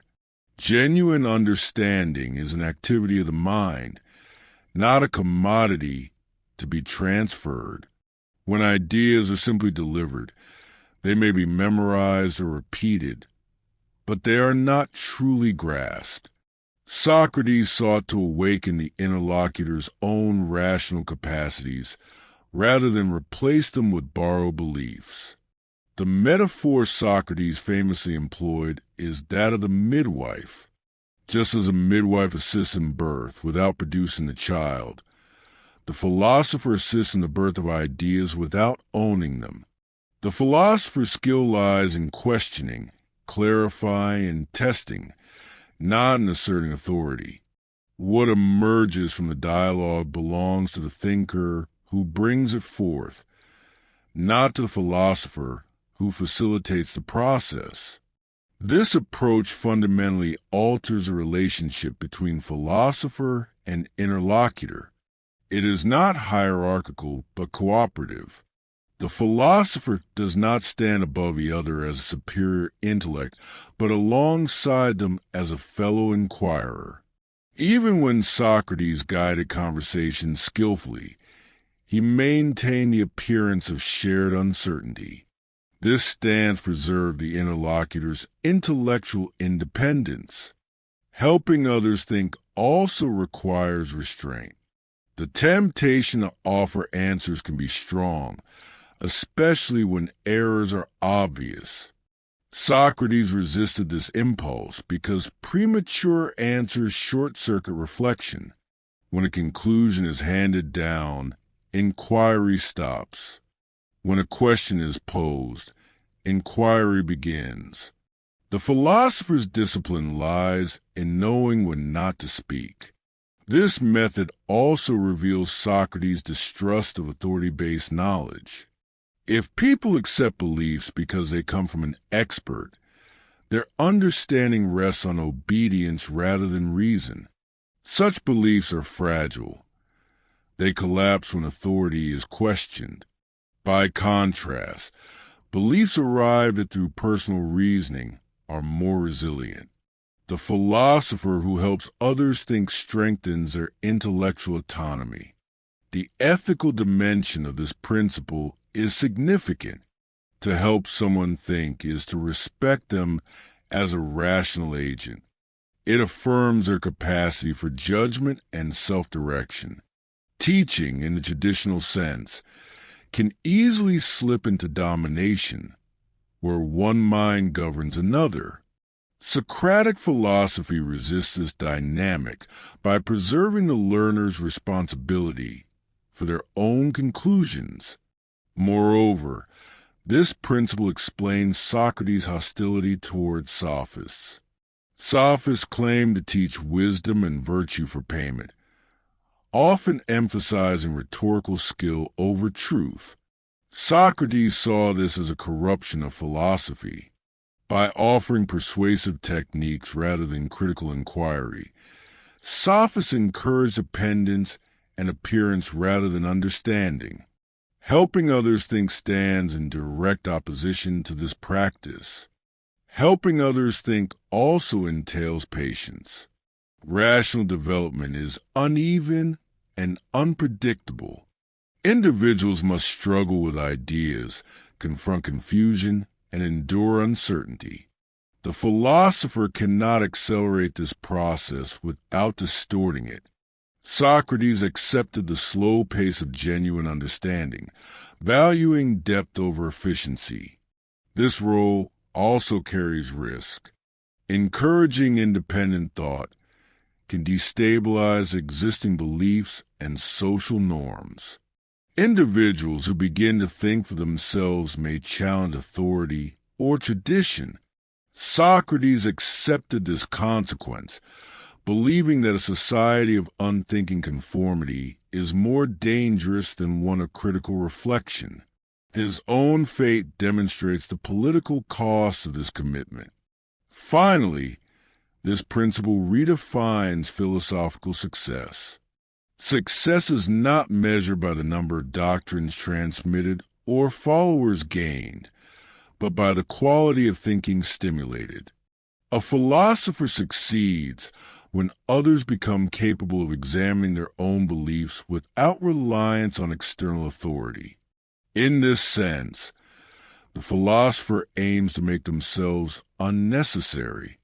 Thus, the 19th principle affirms that philosophy is an emancipatory practice. The philosopher does not instruct minds what to believe, but enables them to think. By cultivating reasoning rather than delivering answers, Socrates preserved the autonomy of inquiry and anchored philosophy in the dignity of human reason. 20. Philosophy takes place in everyday life. For Socrates, philosophy was not confined to formal institutions, specialized texts, or elite circles. It unfolded in the ordinary settings of daily existence. In the marketplace, the gymnasium, the street, and the home. This was not accidental. Socrates believed that the most important philosophical questions arise not in abstraction, but in the concrete realities of how people live, choose, and relate to one another. By practicing philosophy in public spaces, Socrates affirmed that inquiry belongs to everyone. Questions about justice, virtue, courage, and the good life are not technical problems reserved for specialists. They are human concerns that shape ordinary decisions. Philosophy, therefore, must engage people where these decisions occur. Detached speculation risks becoming irrelevant if it does not intersect with lived experience. Everyday life provides a material of philosophy. Concepts gain meaning through use. Justice is revealed in how people treat one another. Courage in how they face danger. Honesty in how they speak when truth is costly. Socrates did not ask abstract questions for their own sake, but because abstract concepts govern concrete actions. To clarify these concepts is to clarify life itself. This integration explains why Socratic dialogue often begins with commonplace assertions. Interlocutors confidently speak about familiar virtues or social norms, assuming their meanings are obvious. Socrates then subjects these assumptions to examination, revealing their vagueness or inconsistency. What seems self-evident in daily use proves difficult to define under scrutiny. Philosophy emerges from this tension between familiarity and ignorance. Philosophy in everyday life also demands consistency. One cannot claim to value wisdom while avoiding reflection, or claim to value justice while acting unjustly in ordinary interactions. Socrates viewed hypocrisy as a form of philosophical failure. Beliefs must be tested not only in argument but in practice. Life itself becomes a measure of philosophical coherence. This view rejects the separation between theory and practice. For Socrates, theory divorced from life is incomplete. Understanding must inform action, and action must reflect understanding. When there is a gap between the two, philosophy has not yet fulfilled its purpose. This insistence gives Socratic philosophy its distinctive moral urgency. Engaging philosophy in daily life also makes it continuous rather than episodic. Philosophy is not something one does occasionally. It is an ongoing posture toward experience. Each encounter, choice, and conflict offers an opportunity for reflection. The philosophical life is therefore marked by attentiveness, an awareness of the ethical and rational dimensions of ordinary events. Socrates' public practice also carried a social function. By questioning citizens in shared spaces, he transformed everyday conversation into occasions for collective reflection. Philosophy became a communal activity rather than a private pursuit. This practice challenged the idea that wisdom is a possession of a few. Instead, It suggested that all citizens share responsibility for examining the values that govern their community. This accessibility, however, made philosophy unsettling. Everyday beliefs sustain social order. Questioning them publicly can expose fragility beneath consensus. Socrates was aware that such exposure could provoke hostility, yet he regarded it as necessary. A society that avoids examining its everyday assumptions risks drifting into injustice without awareness. Furthermore, everyday philosophy resists idealization. It does not wait for perfect conditions or abstract scenarios. It deals with imperfect people, conflicting motives, and real consequences. This realism grounds Socratic inquiry in human limitation. Philosophy becomes a practice of navigating complexity rather than escaping it. At a deeper level, placing philosophy in everyday life affirms the moral significance of ordinary choices. One need not face extraordinary dilemmas to live philosophically. Integrity is exercised in small acts, speaking honestly, resisting corruption, examining one's motives. Socrates' own life exemplified this principle. His philosophical commitment was evident not only in his arguments, but in how he lived among others. Thus, the 20th principle affirms that philosophy is not an escape from life, but a way of inhabiting it more consciously. By situating inquiry in everyday experience, Socrates ensured that philosophy remained relevant, ethical, and transformative. Philosophy lives wherever reason confronts life as it is. 21. The good is inseparable from knowledge. For Socrates, morality is not grounded in custom, emotion, or divine command alone, but in understanding. To know what is truly good is, in his view, inseparable from acting rightly. This principle establishes a profound connection between ethics and epistemology. Virtue is a form of knowledge, and moral failure is rooted in ignorance rather than deliberate wickedness. Socrates rejected the idea that people knowingly choose evil for its own sake. When individuals act unjustly or harmfully, they do so because they misunderstand what is genuinely good for them. They may pursue pleasure, power, or wealth under mistaken belief that these constitute the good. Their error lies not in intention but in judgment. Thus, moral wrongdoing reflects intellectual confusion. This conception challenges common moral intuitions. It suggests that ethical improvement cannot be achieved merely through punishment, coercion, or habit.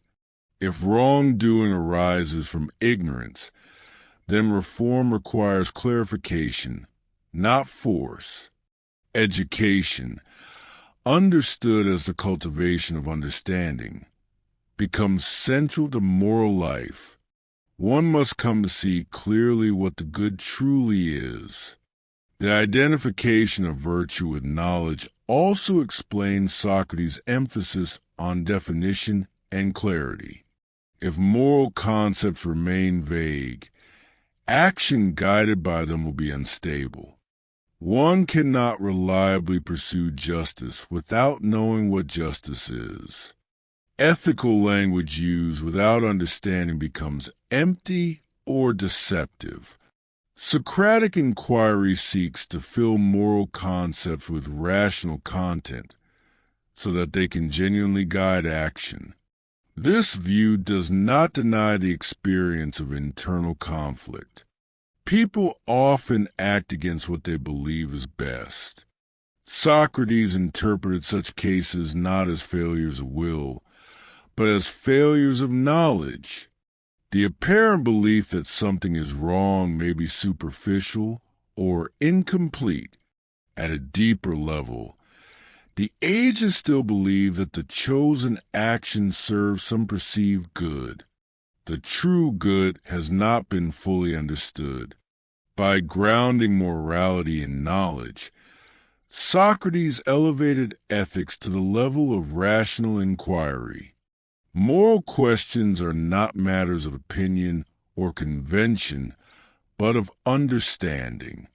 Just as errors in geometry arise from misunderstanding, errors in ethics arise from confused reasoning about value. This rationalist stance distinguishes Socratic ethics from relativism and moral skepticism. The unity of knowledge and goodness also implies that wisdom is inherently ethical. To be wise is not merely to reason well in abstract matters, but to understand what is worth pursuing in life. Knowledge divorced from concern for the good is, from this perspective, incomplete. True wisdom orients the entire person toward what benefits the soul, rather than merely satisfying desire. This principle places responsibility on the individual. Since moral failure reflects ignorance, individuals are accountable for examining their beliefs about the good. One cannot excuse wrongdoing by appealing to passion or external pressure. The failure lies in not having clarified one's understanding. Philosophy thus becomes an ethical necessity, not an intellectual luxury. At the same time, this view fosters compassion. If wrongdoing stems from ignorance, then moral condemnation gives way to concern for understanding. The appropriate response to error is not hatred but correction. Socrates' method reflects this attitude. He sought not to shame wrongdoers, but to lead them toward clearer insight into the good. The inseparability of knowledge and goodness also reinforces the importance of self-examination. Since the good concerns what truly benefits oneself, ignorance harms the agent as much as others. To misunderstand the good is to damage one's own soul. Ethical inquiry, therefore, is self-preservation at the deepest level. This principle further implies that moral education is lifelong. Understanding of the good is not static. As circumstances and perspectives change, beliefs must be re-examined. Complacency in moral understanding leads to stagnation and error. Socrates' insistence on continual questioning safeguards against this decline. Ultimately, the 21st principle articulates a radical vision of ethics. It asserts that to know the good is to be oriented toward it, and to act wrongly is to lack understanding. By uniting knowledge and virtue, Socrates transformed morality into a philosophical pursuit and philosophy into a moral discipline. 22. No one willingly does wrong. Socrates claimed that no one willingly does wrong is one of his most challenging and provocative ethical principles. At first glance, it appears to contradict everyday experience, where people often admit they know an action is wrong yet choose it anyway. Socrates, however, understood this phenomenon differently. He argued that whenever a person acts wrongly, they do so under belief, however confused, that their action is good or beneficial in some respect.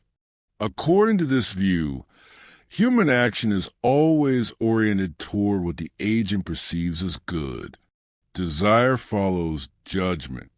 Even when individuals act against social norms or moral rules, they do so because they believe the action will bring pleasure, relief, advantage, or some other perceived benefit. The wrongdoing lies not in intention, but in misjudgment. The agent mistakes an apparent good for a real one. This principle builds directly on the inseparability of knowledge and goodness. If the good were truly known, Socrates maintained, it would necessarily be chosen. To know the good is to recognize its superiority over all alternatives. When someone chooses a lesser or harmful option, it indicates that their understanding of the good is incomplete or distorted. What appears as moral weakness is, at root, intellectual error.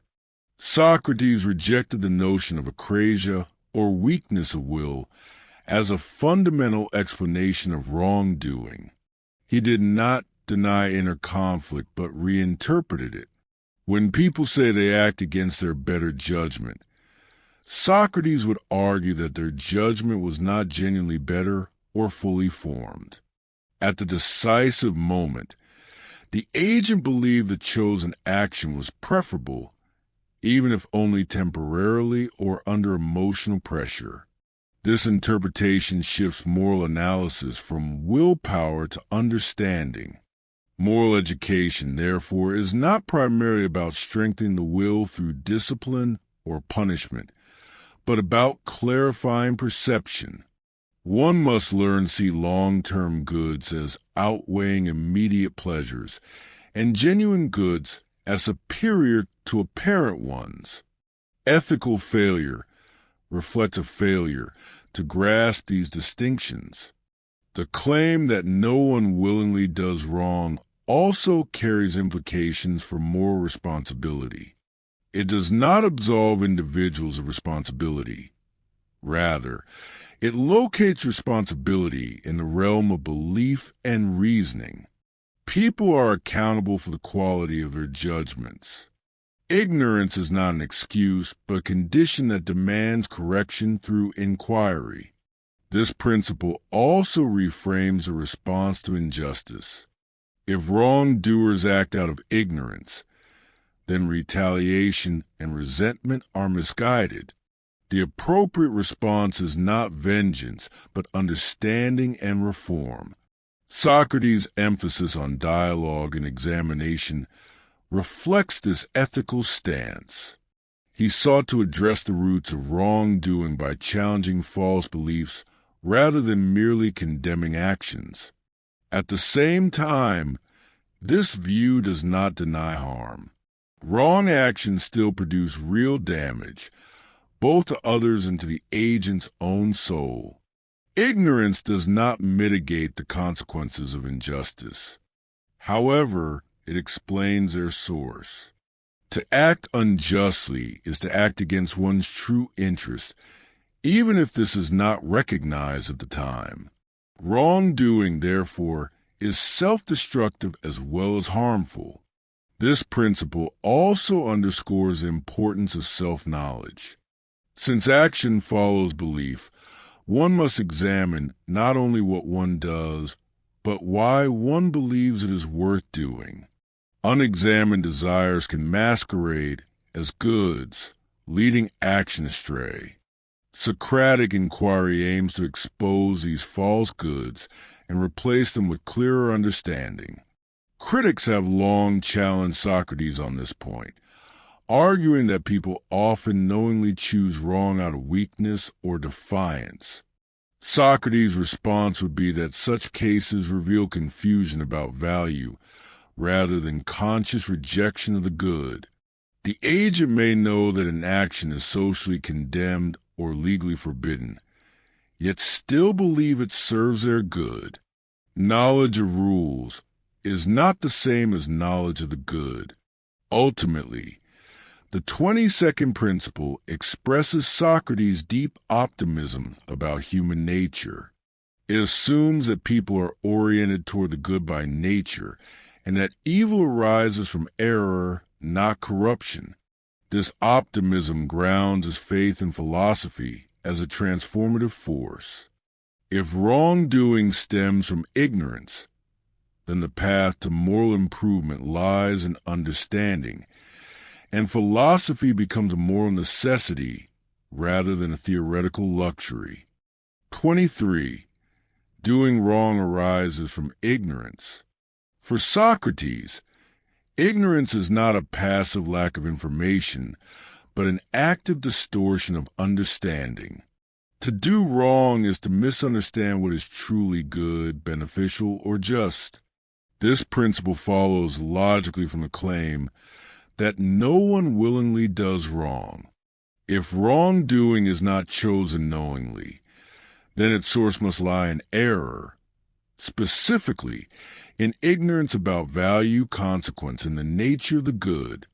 Socratic ignorance is not mere absence of knowledge, but false belief. A person who does wrong does not act randomly. They act with purpose. The purpose, however, is guided by a mistaken conception of what is worth pursuing. Pleasure is mistaken for happiness, power for security, or immediate gain for lasting good. Wrong action is therefore grounded in a misalignment between appearance and reality. This view reframes moral failure as a cognitive problem. When someone lies, cheats, or harms others, they do so believing, explicitly or implicitly, that the action served their interest. They may expect advantage, avoidance of pain, or preservation of status. The ignorance lies in failing to see that injustice damages the soul and ultimately undermines genuine well-being. By locating wrongdoing in ignorance, Socrates shifted ethical attention away from punishment toward understanding. If injustice arises from ignorance, then punishment alone cannot cure it. At best, punishment restrains behavior. At worst, it reinforces resentment without correcting error. Moral reform requires illumination, helping individuals see the true nature of the good and the real consequences of their actions. This principle also explains Socrates' insistence on rational inquiry into ethical concepts. Vague moral language allows ignorance to persist. People speak confidently about virtue and justice while lacking clear understanding of either. Such confusion enables wrongdoing under the guise of righteousness or necessity. Clarifying moral concepts is therefore a form of moral therapy. Ignorance, in the Socratic sense, is often reinforced by social conditions. Customs, laws, and public opinion can promote distorted values. A society that praises wealth or power as supreme goods cultivates ignorance about what truly benefits the soul. Individuals raised in such environments may act wrongly while believing they are successful. Socratic philosophy challenges these socially sanctioned errors. This view also deepens the importance of self-examination. Ignorance is rarely obvious to the one who possesses it. People typically believe their judgments are sound. Socratic dialogue aims to reveal ignorance by exposing contradictions and inconsistencies in belief. Once ignorance becomes visible, it can be addressed. Until then, it governs action invisibly. Importantly, Socrates did not deny moral responsibility.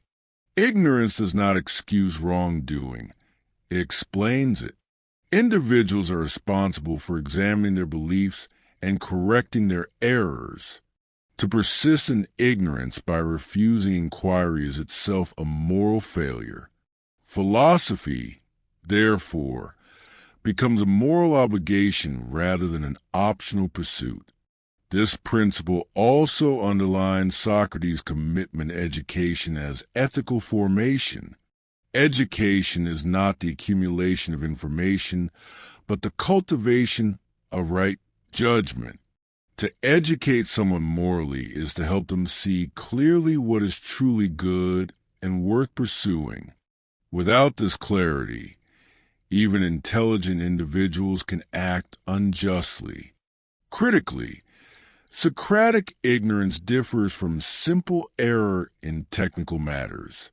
It concerns the highest human interests, how to live, what to value, and what kind of person to become. Ignorance in these domains is more dangerous than ignorance in practical skills, because it directs life as a whole. A person ignorant of carpentry builds poorly. A person ignorant of the good lives poorly. This principle also reinforces Socrates' optimism about moral improvement. If wrongdoing arises from ignorance, then change is possible through understanding. Human beings are not doomed to vice. They are misled by false beliefs. Philosophy offers a path toward correction by replacing ignorance with insight. Ultimately, the 23rd principle completes a coherent ethical framework. Wrongdoing is not the triumph of evil desire, but the consequence of misunderstanding.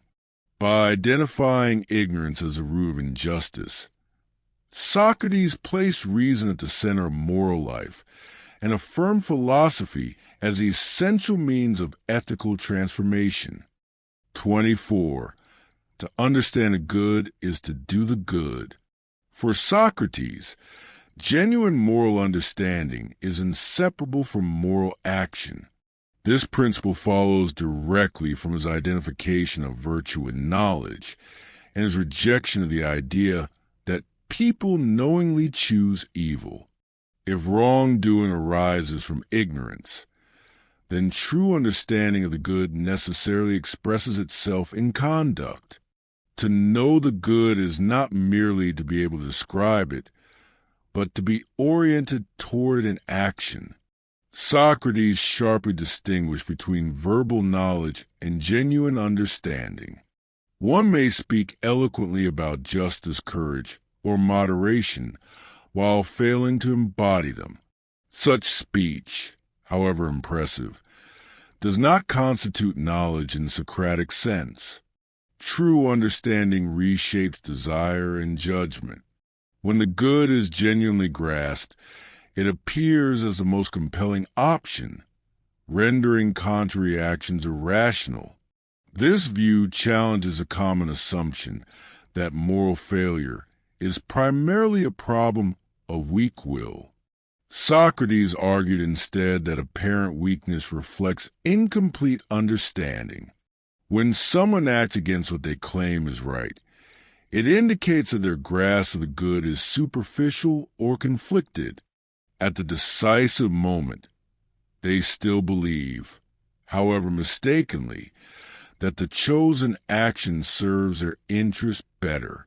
The good has not been fully apprehended.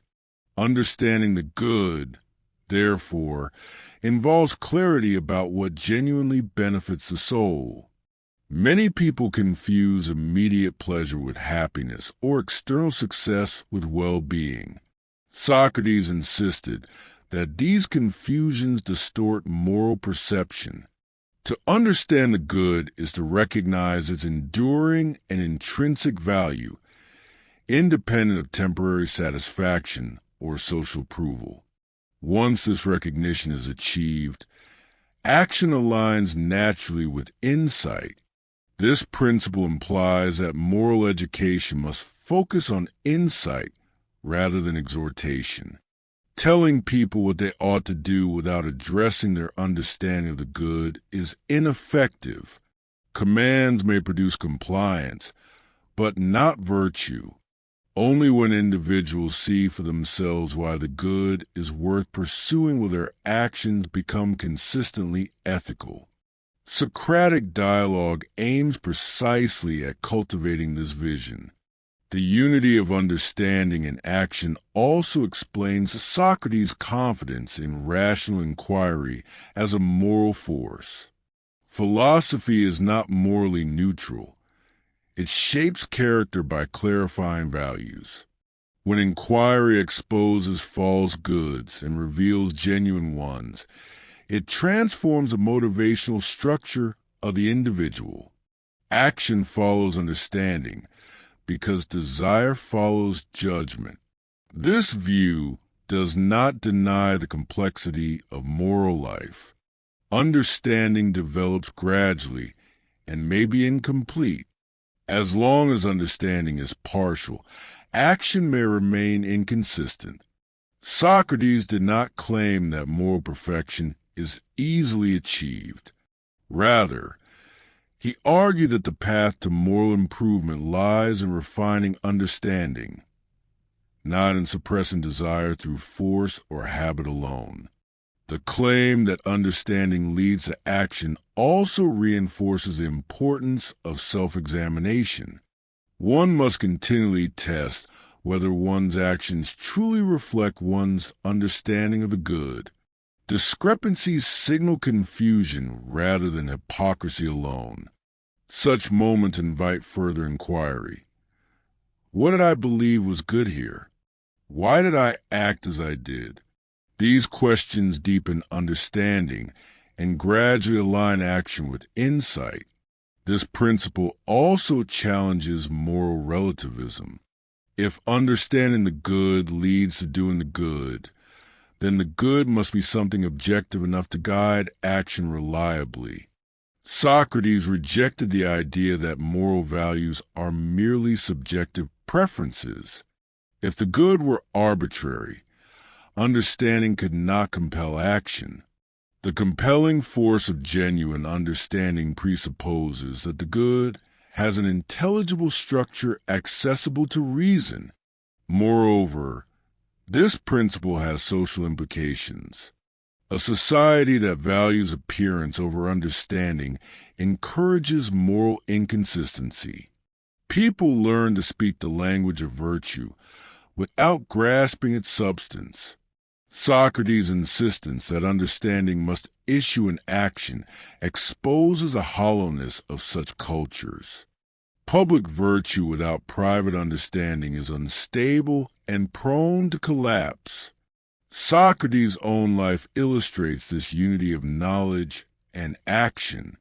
His refusal to abandon philosophy, even under threat of death, reflects his understanding of the good as superior to survival.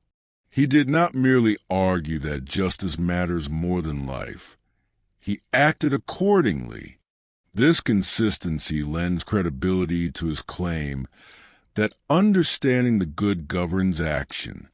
Critics have argued that people often understand what is right yet fail to act accordingly. Socrates would respond that such cases reveal confusion rather than genuine understanding.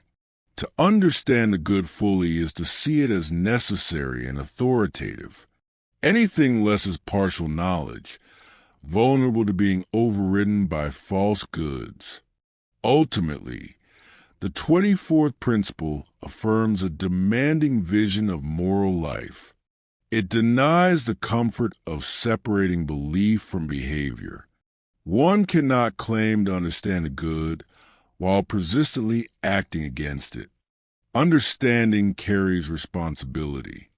To know the good is to be bound by it. In this unity of insight and action, Socrates located the ethical power of philosophy and the possibility of a life genuinely oriented toward what is truly good. 25. Morality does not depend on public opinion. For Socrates, moral truth is not determined by what the majority believes, approves, or practices. Public opinion is unstable, often driven by emotion, habit, or self-interest rather than reason. To ground morality in such a foundation is to surrender ethical judgment to forces that are inherently unreliable. Socrates therefore insisted that right and wrong must be judged by rational understanding, not by popularity.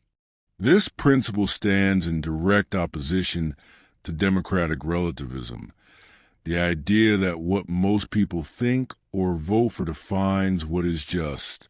Socrates did not deny the importance of collective decision-making in political life, but he rejected the notion that moral truth emerges from consensus. A belief does not become true merely because it is widely shared. Many people can be wrong together. Socrates illustrated this point by analogy. In matters of health, navigation, or craftsmanship, one does not consult the crowd but the knowledgeable. Opinion yields to expertise. Moral judgment, Socrates argued, requires at least as much care. To entrust questions of justice and virtue to popular sentiment is no more rational than entrusting surgery to a vote. Public opinion also exerts psychological pressure. The desire for approval and fear of disapproval can distort judgment, leading individuals to conform rather than think. Socrates regarded this conformity as a threat to moral integrity. When people act in accordance with what is praised rather than what is right, they substitute reputation for virtue. This substitution corrupts both individual character and social life. This principle explains Socrates' willingness to stand against the majority. Throughout his life, he challenged widely accepted beliefs and refused to endorse unjust decisions, even when doing so endangered him. His conduct during political crises in Athens, when he refused to participate in unlawful actions supported by the majority, demonstrates his commitment to moral independence. The rejection of public opinion as a moral authority also reinforces the importance of self-examination. If morality does not depend on what others think, then individuals must develop their own rational judgment. This requires reflection, inquiry, and the courage to dissent. Ethical autonomy replaces passive conformity. At the same time, Socrates did not equate moral independence with subjectivism. He did not argue that each person creates their own morality. Rather, he maintained that moral truth is objective and accessible through reason. Public opinion may coincide with moral truth at times, but it is not its source. Reason is. This distinction is crucial. Rejecting public opinion does not license moral arrogance or isolation. It demands accountability to rational standards rather than social approval. Socratic morality is demanding precisely because it refuses to excuse wrongdoing on the grounds that everyone does it or everyone agrees. The influence of public opinion is especially dangerous in ethical matters because it often rewards appearance over substance. Societies praise visible success, power, and conformity while neglecting the inner condition of the soul. Socrates saw this misalignment as a source of moral decay. A person may be celebrated publicly while remaining ethically deficient privately. This principle also has implications for education and citizenship. A healthy society requires citizens capable of resisting unjust consensus. When individuals outsource moral judgment to the crowd, injustice can become normalized. Socrates' philosophy aimed to cultivate citizens who think rather than follow, who examine rather than imitate. Critically, Socrates did not deny the social nature of morality. Moral concepts are discussed and applied within communities. However, their validity does not derive from collective agreement. Communities must be judged by moral standards, not the other way around. This reversal places ethical responsibility squarely on the individual conscience, guided by reason. Socrates' trial illustrates the tragic consequences of ignoring this principle. The majority judge him guilty, yet Socrates maintained that the judgment was unjust. His refusal to compromise his philosophy for public approval exemplifies his belief that moral truth stands above opinion. Obedience to conscience outweighed obedience to crowd. Ultimately, the 25th principle affirms a demanding conception of moral integrity. To live rightly is to answer not to applause or condemnation, but to reason. Public opinion may guide behavior, but it cannot define virtue. By separating morality from popularity, Socrates defended the independence of ethical judgment and preserved the possibility of justice in a world governed by opinion. 26. It is better to suffer injustice than to commit it. For Socrates, this principle represents one of the most radical and demanding claims in moral philosophy. It directly challenges common intuition, which often assumes that harm suffered is worse than harm done. Socrates reverses this assumption by locating true harm not in external circumstances, but in the condition of the soul. To commit injustice damages one's moral character, whereas suffering injustice, though painful, does not corrupt the soul in the same way. This view rests on Socrates' conviction that the soul is the core of human identity.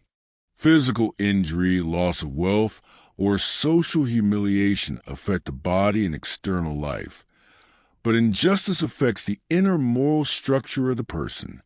When someone commits a wrong, they become unjust, and this state of injustice is, for Socrates, a deeper and more enduring harm than any external loss. Socrates' argument also rejects the idea that power justifies wrongdoing. Many people believe that if one can commit injustice without punishment, one is better off.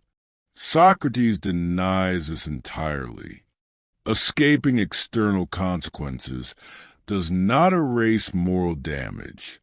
On the contrary, the absence of punishment may allow injustice to take root more deeply in the soul, reinforcing vice rather than correcting it. This principle explains Socrates' refusal to retaliate when wronged.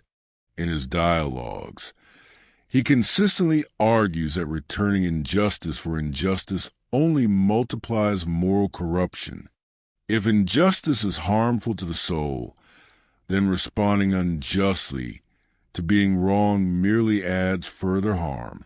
Justice must not depend on how others behave. The idea also reframes the concept of misfortune. In common thinking, being treated unjustly is a great misfortune. Socrates acknowledges the suffering involved, but insists that true misfortune lies in becoming unjust oneself. This distinction shifts moral focus away from outcomes and toward character. What matters most is not what happens to us, but what we become through our actions. Socrates' own life provides a powerful illustration of this principle. During his trial and condemnation, he believed that his accusers acted unjustly, yet he refused to respond by abandoning his principles or by acting dishonestly to save himself. Accepting an unjust fate was preferable to committing injustice in return, even when the cost was his life.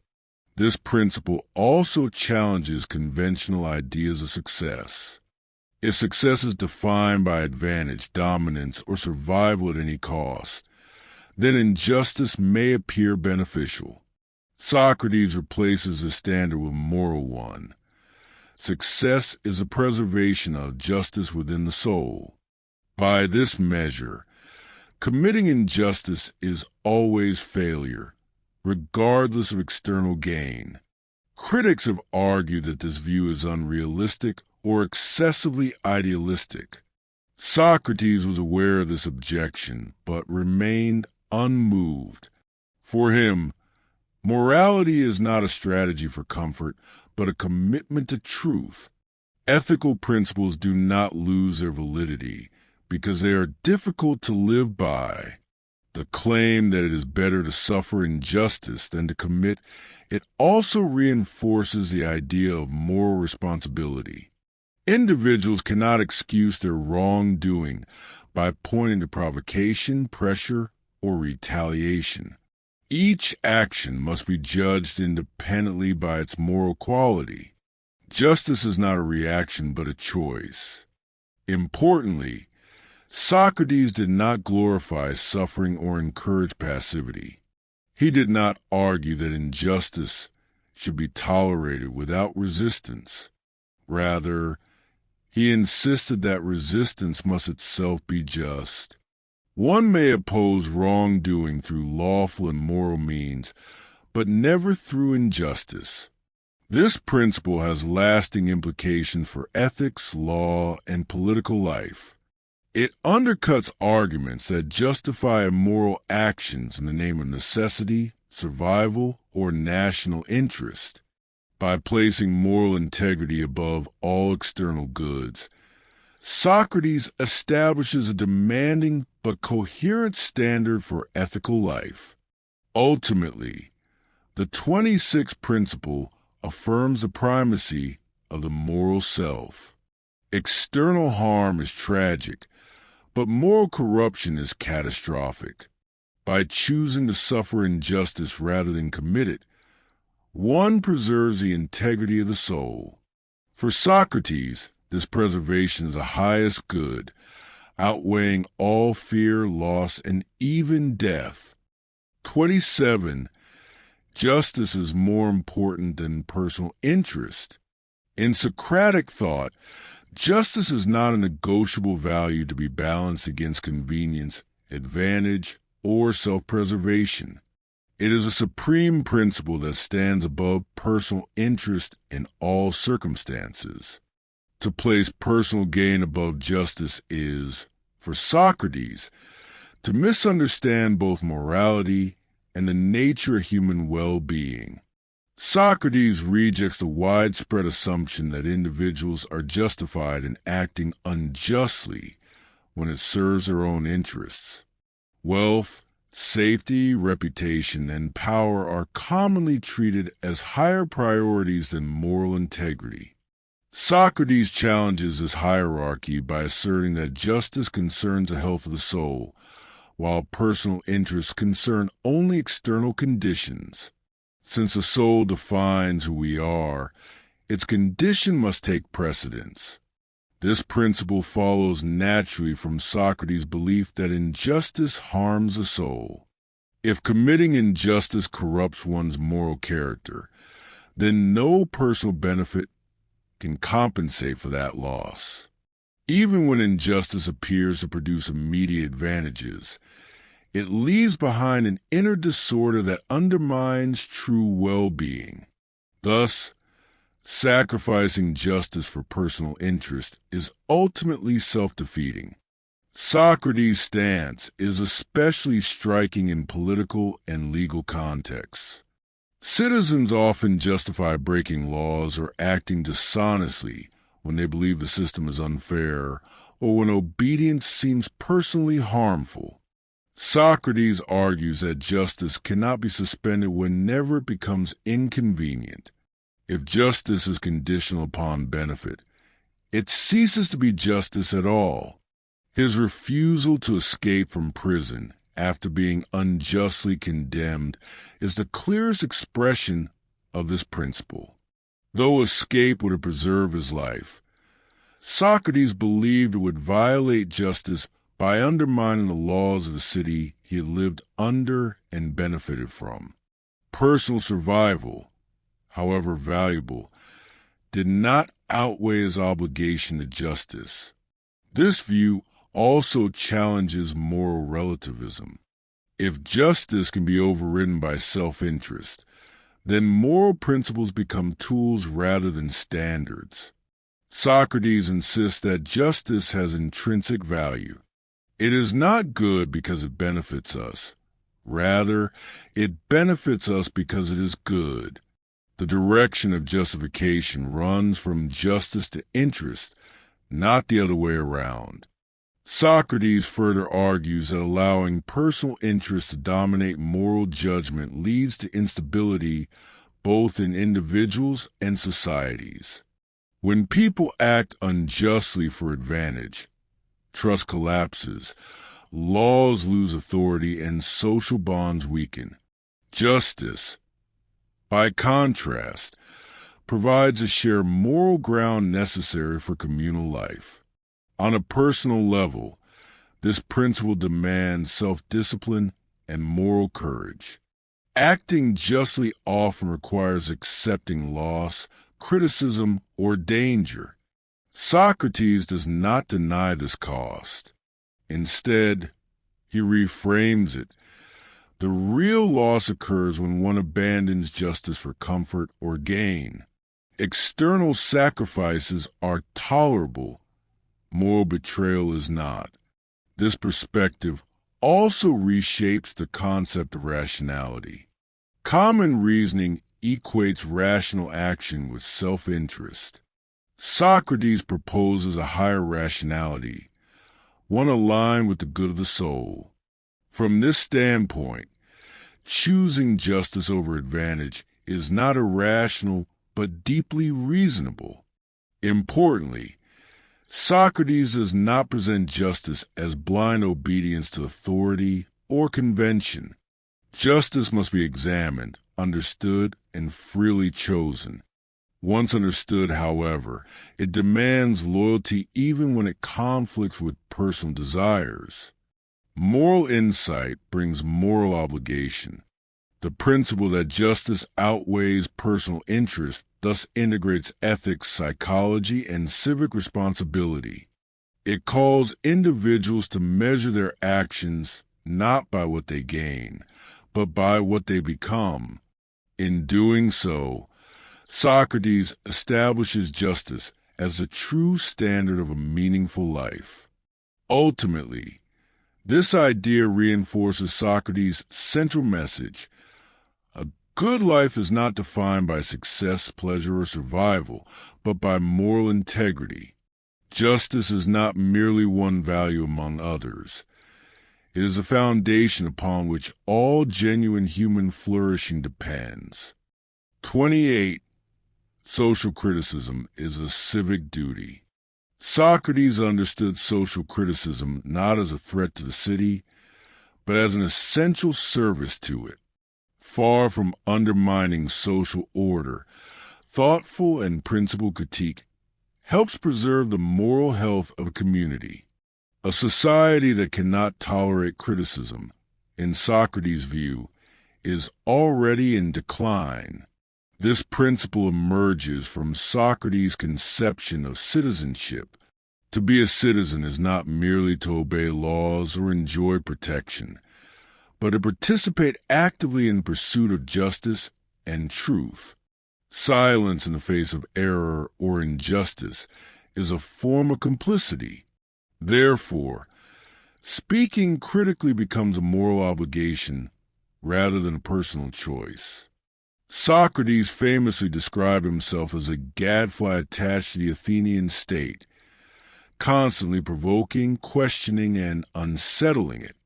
The metaphor captures his belief that societies, like large and powerful animals, tend toward complacency.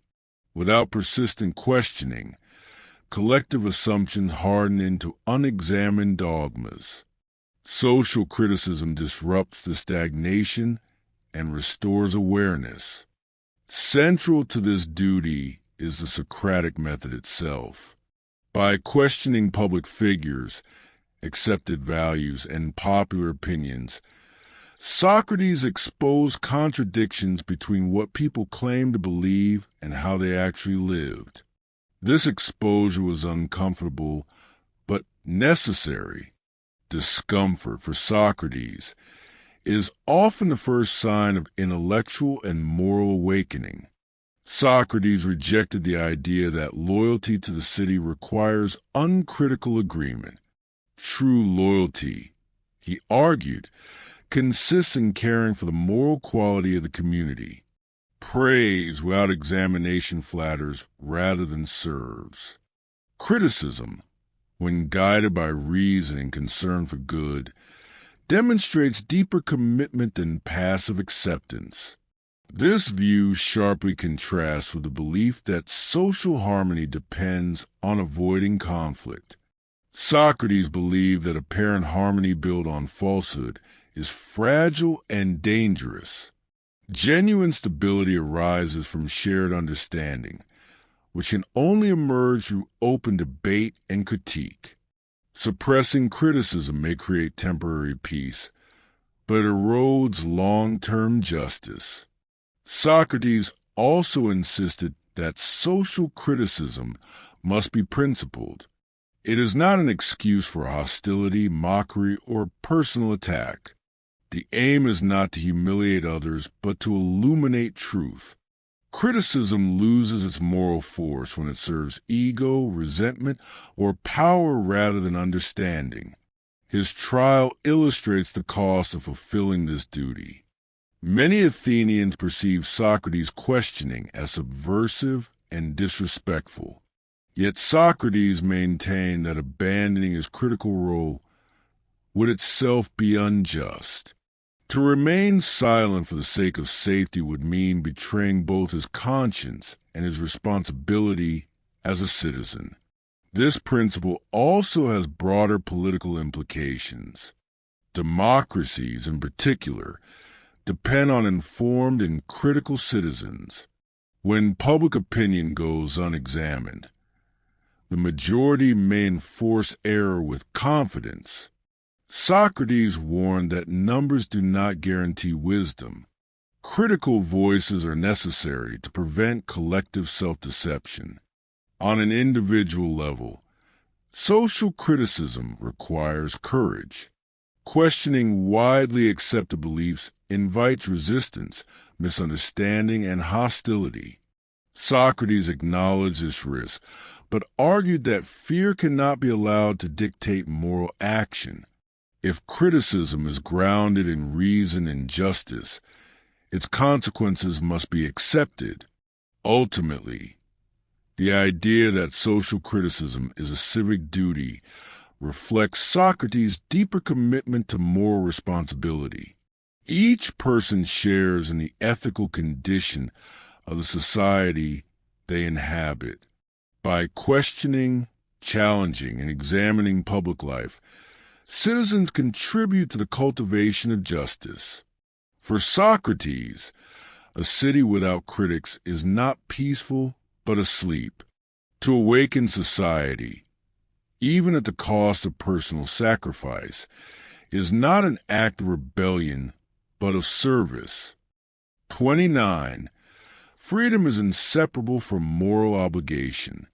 For Socrates, freedom is not the absence of restraint, nor the ability to satisfy any desire one happens to have. True freedom, in his view, is inseparably bound to moral obligation. A person who acts without regard for what is right may appear free, but is in fact governed by impulse, ignorance, or appetite. Such a life is a form of inner slavery rather than liberation. Socrates challenges a common assumption that freedom means doing as one pleases. He argues that desires themselves can be misguided, irrational, or harmful. If a person follows desire without moral understanding, they are not exercising freedom but surrendering control. Moral obligation, grounded in reason, provides a structure that makes genuine freedom possible. This conception of freedom is closely tied to Socrates' emphasis on self-mastery. To be free is to govern oneself according to what is good, not to be driven by fear, pleasure, ambition, or public opinion. Moral obligations guide the individual toward rational self-control, allowing reason to rule over impulse.